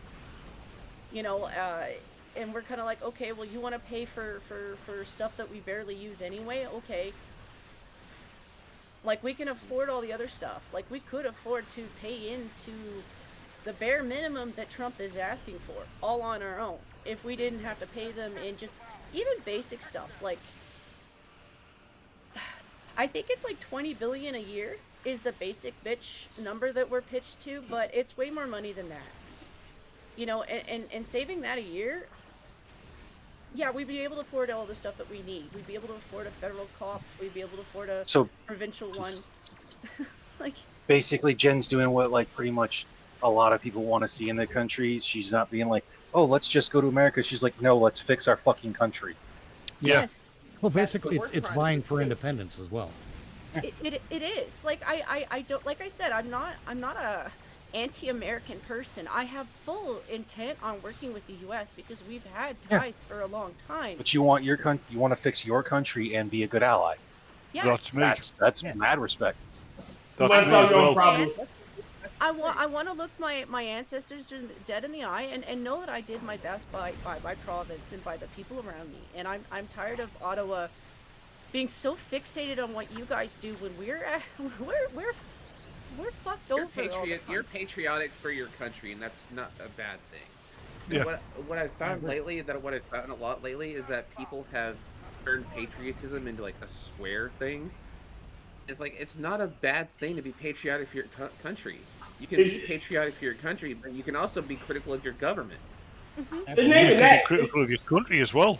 It's not even that. Like, I love my homeland, but I can acknowledge we have warts and problems that we need to solve and fix. Yeah, a true patriot loves their country, but is also knowledgeable that their country has faults. True patriot loves their country, but despises their government. Well, no, not necessarily. What if your government's what if you've got a decent government? I mean, that's a rarity in this world. But Batman has a valid point.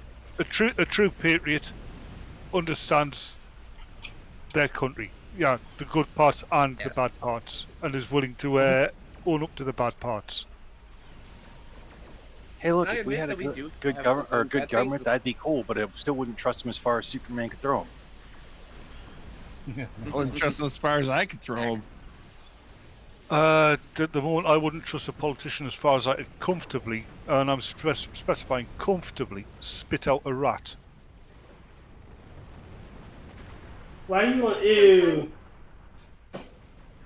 Go ahead. Sometimes I still, sorry, I still take quotes from like Stan Lee. You know, like something like, with great power comes great responsibility. Sometimes that doesn't mean you're just a mutant. You know, that does mean, well, you're in charge of everybody when you're elected into something. You know, you're not just fiscally responsible for people. You're also responsible for what goes on to a certain degree. Obviously, there's personal stuff that you're not, you know, that you can't, you know, control. But the minute you have that level of power, you are held to a level of standards, and the fact that we don't hold them to that level of standards is why we have failed. Yes. Yeah. Another thing I kind of want to interject a little bit here is, why the hell can people not take a joke? Like, everything's got to be so fucking hyper serious all the fucking time. When Trump makes a joke about something. But oh, he's being super serious. He wants to open Alcatraz. To quote my I'm for it. To quote Milo Yiannopoulos, if you can take a dick, you can take a joke. I think Exactly. they've No, hyped most- themselves up with so much They've anger. proven they can't. Yeah, they've hyped themselves up with so much anger. The only stuff they seem to laugh at is like really mean jokes. Or shoddy, Like or suffer. For someone dying, or someone dying.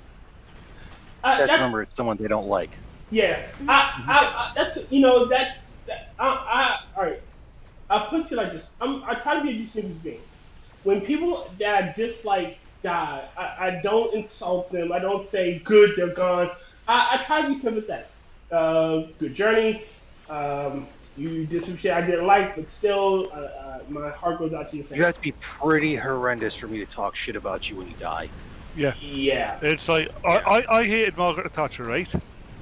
But when she died, I didn't join in with all these people singing "Ding Dong, the Witch is Dead." No, you just criticized her past policies still. Yeah. But I'm pretty sure you showed the much respect things you will be deserve. singing when my ex dies, but hey. I hate to say it, but she is one of the reasons why the UK is now the way it is. She destroyed this country's industry. That's what you get when a woman's politician. Do that, isn't it? Hmm? It's funny how a lot of them do that. Yeah. Mm-hmm.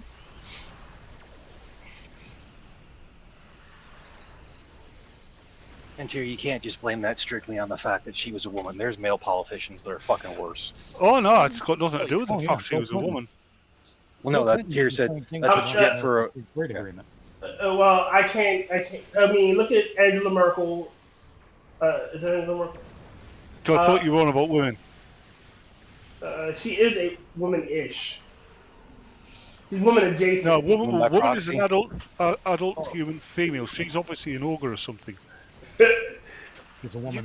Did you guys see this one lady? She was trying to tell this guy how you're gonna try to sit there and quote Martin Luther King, who was a black man who was strong. Oh yeah, she actually said keep Martin Luther absolutely, King's name out of your mouth. Fuck you, lady. Yeah. Hold on. Who the fuck are you? Wait a minute. Yeah, I'm the one that's proclaiming his dream. You're the one that's judging by the color of people's skin. Which do you think he would support? Exactly. All right, this is. I fucking hated that bitch. See, this is. But like, I gotta be real though, Batman. Like, if you guys in England were to really put a top 5 list for leaders, how often do you find Queen Elizabeth, the first one, on there, and the second one? And the second one wasn't even in charge.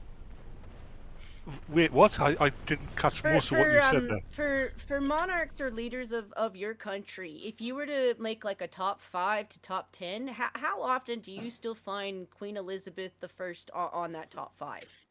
Probably quite often, if not all the time. She was good. Like, I don't think she was without flaws, but she did a good job. She put her own failings aside to do the job. All right. But what I was about to say was, I dislike how people on the left refuse to learn the lessons history tried to teach us. It's not just people on the left, mate. Well, it's primarily them because, again, with the Martin Luther King example, he was preaching, a meritocracy. He wanted his children to be judged by the content of their character, not by the color of their skin. He wanted you to look at the book and not judge the cover. And they never learned that lesson. And it's also the same thing with like the lesson of slavery and whatnot. The answer to past slavery or past racism isn't new racism or more racism. That isn't the answer. I've got to differ with you there a bit, Tyr. Okay. Yeah, people did learn the lesson he was trying to teach. But unfortunately, that generation is no longer listened to. Or they don't apply it. Like they like to chant the slogans. They like to use the names of the men who spoke out. Oh, he'd have supported this. In actuality, no, he wouldn't have fucking supported that. He'd have called you all fucking fools, and he'd have been insulted that you would bring him King. Martin Luther King would have hated Obama, by the way. He would have hated him. Oh, yeah. And not because he's black, not because he was president or anything like that, but because of the shit that he was standing for. Because Martin Luther King Jr. was an American. Yes. Well, Martin Luther King Jr. also would have hated Obama for marrying a man. Yeah. Remember, right? You're not saying anything about that, but well, I come back to every year on Martin Luther King Day. I come around to the really wanting to write a article specific to him, and then specific to what happened when Obama went into office and took us farther from Martin Luther King Jr.'s dream than we had ever been since the end of slavery. Well, you know what worried me about Obama? What? It's when he first got into office, and he said every decision he had to make as president, he ran by his wife and acted on her advice. Nope. He was a cock. That basically means you had an unelected female president. Well, no, we had an unelected male president. You know what I mean, Tyr. All jokes aside. No, she stated herself. Like there's evidence to say that she's a dude. If that's the case, you also have to remember, was it Reagan's wife who did that, or was it Roosevelt's? Roosevelt's. Roosevelt's wife was technically the unelected first female president, because everything had to be ran through her, and her husband was pretty much bedbound and almost fucking dead. Yeah. Nancy Reagan. Nancy Reagan was, from what I've heard, a very good first lady. Well, she had a car. Here's another thing. Champion. And she had her own flaws, of course, but everyone who's ever been in U.S. government has. Apparently, she used to sneak up behind Ronald after that incident. She used to sneak up behind Ronald and set off a firecracker. It's also not the first time in history that that's happened. Sometimes, what works out with a relationship is the partner they pick just happened to be the right person at the right time. Because, sometimes a guy can get sick, and the only other person you can rely on is the person that you trust. And sometimes you get lucky and the wife isn't retarded. Like, not every woman is just... It would have been that the vice president should have taken over and not the first lady. True. Yes. Yeah. True. A lot of times, with politicians, they'll marry for one of two reasons. They'll marry for somebody who's good, who's socially good, right? Trophy wife, kind of a trophy wife, or they'll marry somebody with good political acumen, who will bolster them. I'll tell you who's got good political acumen. Melania Trump. Yep, because she's not involved. I was gonna say, Melania Trump. Trump actually put up he was at a speech or a dinner thing or whatever, and he was talking about how Melania Trump did the same exact speech, almost word for word, of what Michelle Obama did. Democrats did a standing ovation for Michelle Obama's speech.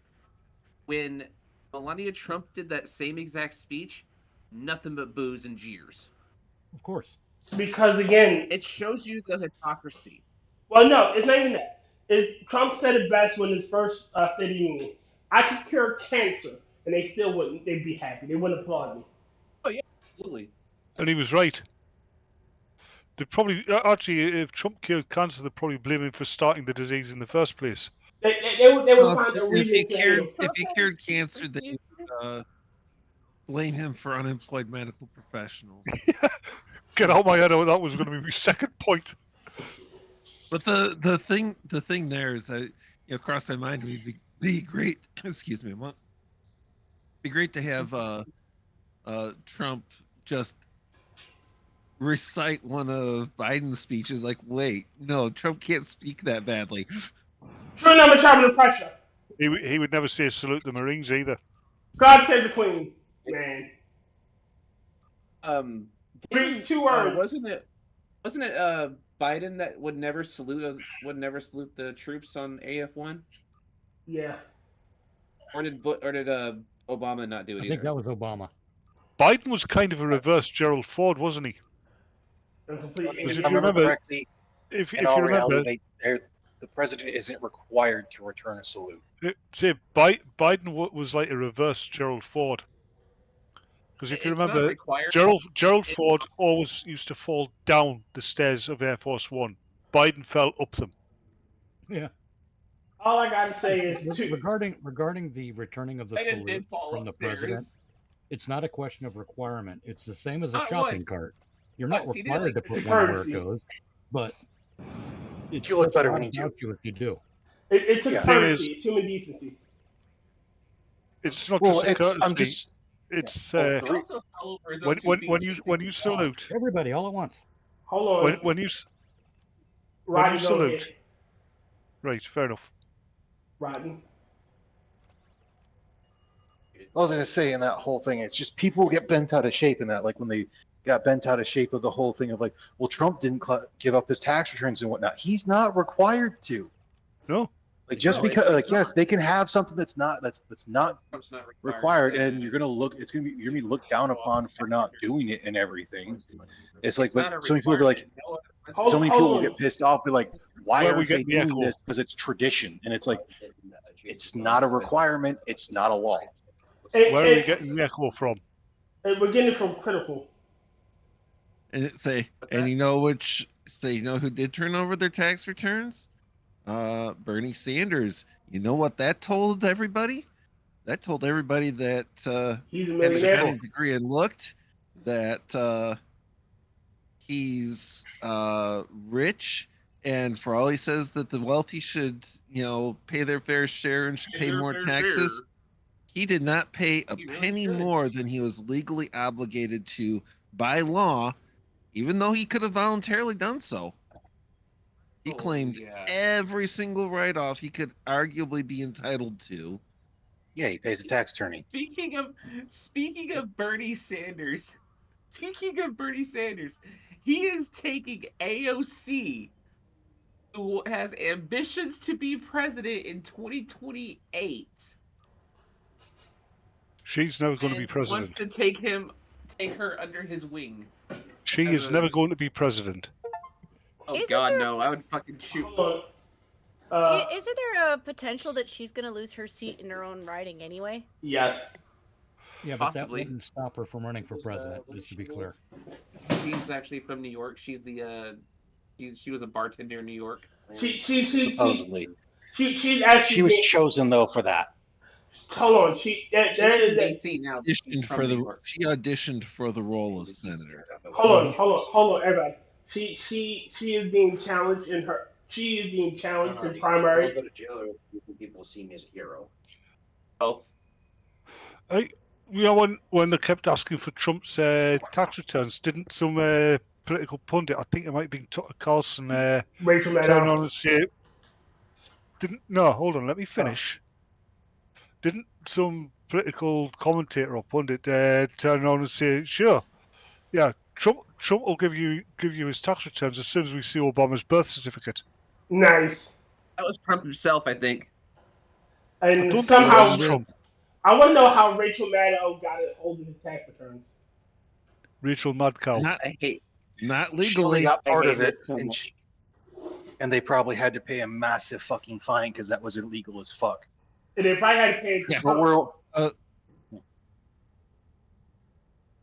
say acquiring, retaining, spreading without the permission of the person whose return it is, hugely illegal. Yep.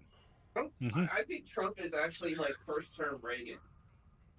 Trump is literally first-term Reagan. He made a joke one time. I think it was at another dinner party or dinner speech, and it was when Hillary Clinton was in the audience, and he's like, I bumped into Hillary Clinton one time walking through the hallway, and she looked at him and says, "Pardon me," and he goes, "No, I don't think I will." And she started. Everybody just cracked up at that point. Trump is literally term Reagan. Hold on. I think the Reagan's responsible for He's more so first much term gun Reagan. control. Are you Yeah, I hope it surprised? doesn't follow Like the that one. anti-Reagan. Hold on. I won't play this one. Hopefully it'll play. Let me grab it. Reagan was good at very good at some things. He was very bad at others. I just think he was funny as hell. I like the. Oh, he was. Why is my fucking camera shaking every so often? Oh, hold on. Mine was too. I think somebody there was some kind of a effect thing going on. I like. Where is it? I think it was Reagan who said it, but he had having these jokes about his competency. Yeah, Somebody asked him Reagan was what very funny. Somebody asked him what his views on defence were, and he goes, "Well, first of all, we spread the word to the women and children. Then we get the wagons in a circle and we lie low." All right, hold on. I'm gonna play this. Yeah, I love Reagan so much for that reason. The funny. It's a joke, and hopefully YouTube. I can't remember if it was Reagan himself or one of the other politicians from California, but Reagan was a part of it where they had started that whole fucking thing of, well, we live in a civilized society as their basis for gun control. Oh yeah. And it's like, no, the fuck we don't. We live in a more civilized society than we used to, but we don't live in a complete civilized society. We live in a somewhat civilized society exactly because of guns. All right, hold on, everybody. They never said that we live in a civilized society.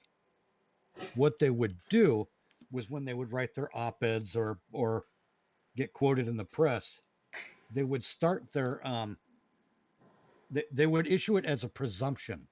They would say, in a civilized society, as if we are one. All right, hold on. Yeah. I want to play this And joke. you're right. The fact is, we're not. I want to play this joke from Reagan, and everybody look at. Let me guess, going, welcome to the Republican Party. Yes, because it's fucking funny and I love it. Anything about this joke? Look at it, y'all look at the screen. Go ahead. I've seen it. I know how it goes. Yeah, same. I know how it goes. Is that it gets even better the more time passes. I recently asked my friend's little girl what she wanted to be when she grows up. She said she wanted to be Getting the a little president over of the there, United Bats? States. Both of her parents, liberal Democrats, were You're like, standing there. watch So I asked screen. her, if you were president, what would be the first Like to thing be you able to would listen do? to it as well. Well, she replied. If you look at the if you go to Discord and look at the screen. Yeah, I am. Yeah, you can't hear it. I can. You can. Sometimes. I'd give food and houses to all the Did you hear it? Yes. homeless people. Her parents beamed. Wow, what a worthy goal, I told her. But you don't have to wait until you're president to do that. You see, you can come over to my house right now and you can mow the lawn, pull weeds, and sweep my driveway, and I'll pay you $50.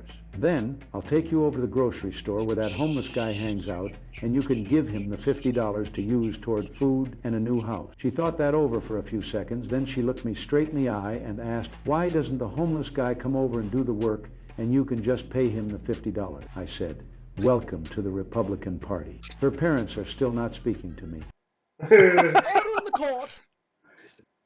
Love that. Did any of you ever see a British TV show back in the 90s? I believe Spitting Image. I've seen a few British TV shows back Ronald in the 90s, but Ronald Reagan saw it, right? Mm-hmm. And he loved it, apparently. Yeah, especially the it was the 80s rather, especially the depiction of him, because it was that puppet show. Mm-hmm. Yeah, political satire puppet show, and it was vicious. Oh, Reagan would have loved that. Oh yeah, because one of the little serials they had on it was about Ronald Reagan. It was the president's brain is missing. Where Ronald Reagan's brain has escaped. I mean, you gotta remember, he loved the joke about him in freaking Back to the Future as well. Yeah, I mean, he had them replay it in the theater. Really? I mean, in that spitting image show, half the time he's depicted in bed with Nancy, and Bonzo the chimp is in between them. That was also the image for Land of Confusion by Genesis. Like Yeah, they spitting had image with the puppeteering for that. Yeah, I figured they did. It's still nice. Of course, one of my favorite ones from Reagan is talking about this Republican politician going around and stumping because he was running for office, and he stops by this farm where his staunch Democrats live. He's, well, I'd like to give you a speech and everything. It's like, okay, fine, we'll listen. It's like, is there any place I can stand to, kind of really present broadcast? As well, the only spot we've got is that over there, and points to the manure pile. Well, okay, it goes and give the speech and everything, and they listen and like come back. It's like, oh, not bad, really. It's like, yeah, and it's the first time I've ever given a Republican Party speech from a Democrat platform. Ha! Da-da-da-da-da-da. Mitch. What? No, I just remembered the punchline. We seem to have trouble working it out. There was one on that spitting image where they're making fun of Leonard Nimoy, right? And he's going on, I'm not Spock, I'm Leonard Nimoy, an actor. And he gets a part as a Roman guard in Julius Caesar, right? And they've got some I forget which actor it's supposed to be. I think it was Laurence Olivier doing Julius Caesar's speech, and Leonard Nimoy gives him a vocal nerve pinch at the end. Nimoy! Et tu, Spock? The story Shatner tells about when he and Spock were doing one of the parades we used to have all the time, and the announcer introduced William Shatner and Leonard Nimoy.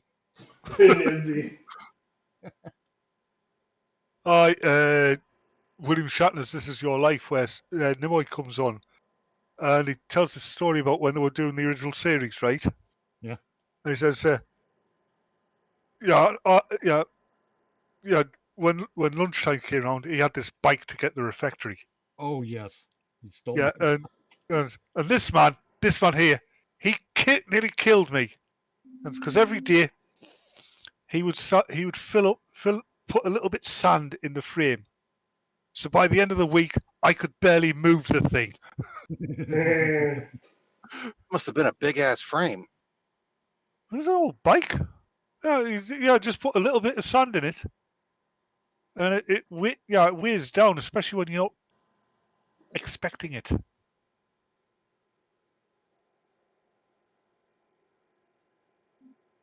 Besides, this was a 60, so it wouldn't have been an aluminium frame. It would have been a steel frame. What's an aluminium?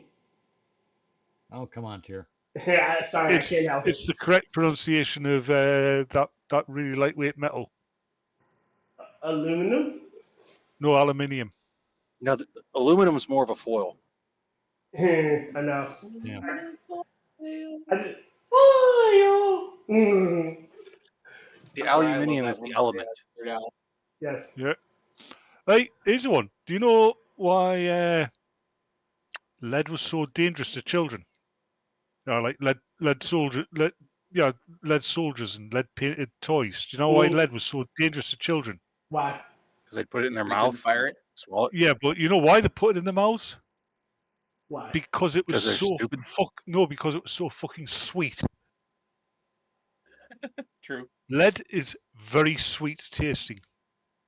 You would know, wouldn't you? Arsenic is not. I know because I read it. Well, that children are stupid, but yeah. Yeah. I like Tyr's answer better. Which was? He said because you have experience. He would know. I'm just gonna throw that out there. It's okay. Actually, I don't think I've ever put lead in my mouth. Thinking about it.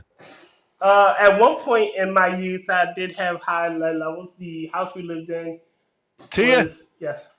Don't tell lies. You've never had a youth. Look, look. Just because I'm congealed from the evil of the universe doesn't mean I didn't have a youth. They had elevated. Y'all know your primordial but here. Tyr, I bet you wish you were congealed from the competent evil of the universe. Hey, go to hell. It's I know they're implying you're old, Batman, because that's what we like to do. But by the time he was born, most of the lead paint wasn't being used on toys anymore. Yeah, it had been hold on a minute. licked off by Batman's generation. Hold on a minute there, Jen. By the time Tyr was born, lead was just forming in stars. That's true. You're right. I forget about that. No, that's when Will was born. Will was a young adult when lead was being formed. Damn. Yeah, I can remember when all this was an accretion disk. Tyr can remember when all this was a primeval atom. Well, Tyr's thing is, if evil had a short bus, he would have ridden it. Look, look. Sometimes you want your evil confident, and sometimes you just want your evil to be evil. Now take a pick. You want confident evil, you want your evil to be evil. Exactly. You got a point. Apparently, the first words Tyr ever heard were "Let there be light." Damn. Let there be light. And then God flipped the switch. Here's the thing, though. Maybe you do understand lead poisoning. Because some coffins back in the day, I mean, you had to be an important person, but lead coffins were a thing. Look. Yeah. Tyr, hey, when we're on about coffins, Tyr would know all about that because he's already died. That's what I mean. That's the joke. That's the joke. Look, I just like to ring the bell they have attached to me every now and again to scare people. Yeah, exactly. You know. Yeah, but he hold on. He rings a bell, but he's not telling you the rest of it. After he rings the bell, he's contractually obligated to say unclean. Imagine something that looks like a giant sardine can, like it's been crimped on the edges. That's where you are, Tyr. It's just a lead can. Yeah. Hey, Tyr, I'm not saying your mother's ugly, but but even lepers refuse her. Well, she is dead, so of course they're gonna refuse her. Okay. I'm not saying your mother's ugly, but even dead necrophiliacs will refuse her. Hold on, don't insult my mother like that. Well, how do you want me to insult her? Exactly. Yeah. Jesus Christ. Yeah, I didn't. That's my son. Sometimes they find. That's my child. Sometimes they find tombs where they basically pickled the person in booze. Yeah. Do you know what mummification is? Yeah, can't forget the fact they actually ate mummies back in the day. Yep. Yeah, and used them for paint. That was in the 19th century, I believe, and mainly in America. Nope, that was in the 19th century, mainly in China. No, it was in Egypt. It actually was done quite a lot in the United States as well, and in the UK as well. They used to eat mummies because they thought it was good for them. No, mummification. It's two basic types. There's the artificial type, which people like the Egyptians used to do, or there's a natural type where a body will naturally mummify in a dry arid area, like in a desert. Desiccates. I'm not talking about it's still mummification. mummification. Hold on. I'm not talking about mummification. I'm talking about mollification. To be surrounded and sealed in honey as your body decomposes. All right, yeah. I've heard that. I didn't know what it was called. Yeah. It's like before you die, you consume like a shit ton of honey. That's kind of like the letter that the Irish mother wrote her son. One of the excerpts is your Uncle Albert, who worked at the whiskey plant, died the other day. He fell into a vat of whiskey. His co-workers tried to rescue him, but he fought them off bravely. He was cremated. We had him cremated. It took them a week to put the fire out.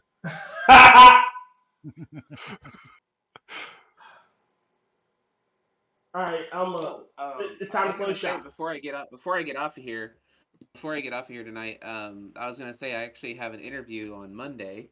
I hope you get it. Congrats. Right on. Hope you get it. Good job. So, me too. I really want to get out of O'Reilly's. I really want to get. Mind if we ask what it is? What's that? Well, good luck. Mind if we ask what the job is? It's for a gas station nearby. It's called OnQ. It's basically OnQ / Speedway. They kind of own it. They kind of co-own it together. So, yeah, hope you get it, my friend. I mean, at least for an auto parts store, you're working in a decent one from what I've seen. So the only problem with me working there is that I'm the lowest paid employee there. First of all, you're still an employee. I cannot sustain anything at the way I'm going, and especially if we're going to be moving out next year. I mean, that's the way it goes sometimes. Yeah, in the real world, $10.25 an hour. So in the real world, we're looking at it. Yeah, at least you're earning a wage. In my own twisted way of looking at it, you've just become the most unlucky character in a horror movie. I thought that was Tyr. Nope. No, he's the monster. Still doing something, like even I've eyeballed McDonald's and been like, if they could just send me to a location I could get to, a job is a job. Yeah. Oh, I've worked at McDonald's too. I worked there. I don't think it's a glorified job. I'm not going to be happy, but I need a job. So I've been working with O'Reilly's for almost 2 years now. Just almost 2 years. Thank you for reminding me, Jen. Last week when I was waiting to see my employment advisor, there was this girl, and she was getting told that she was going to get sanctioned. Basically, what they said was they're going to remove all of her benefits because she'd been offered a job at McDonald's and went along for the interview, and then and then after about 2 days of working there, she'd walked off the job because she's a vegan. You didn't know she was a vegan before she took the job?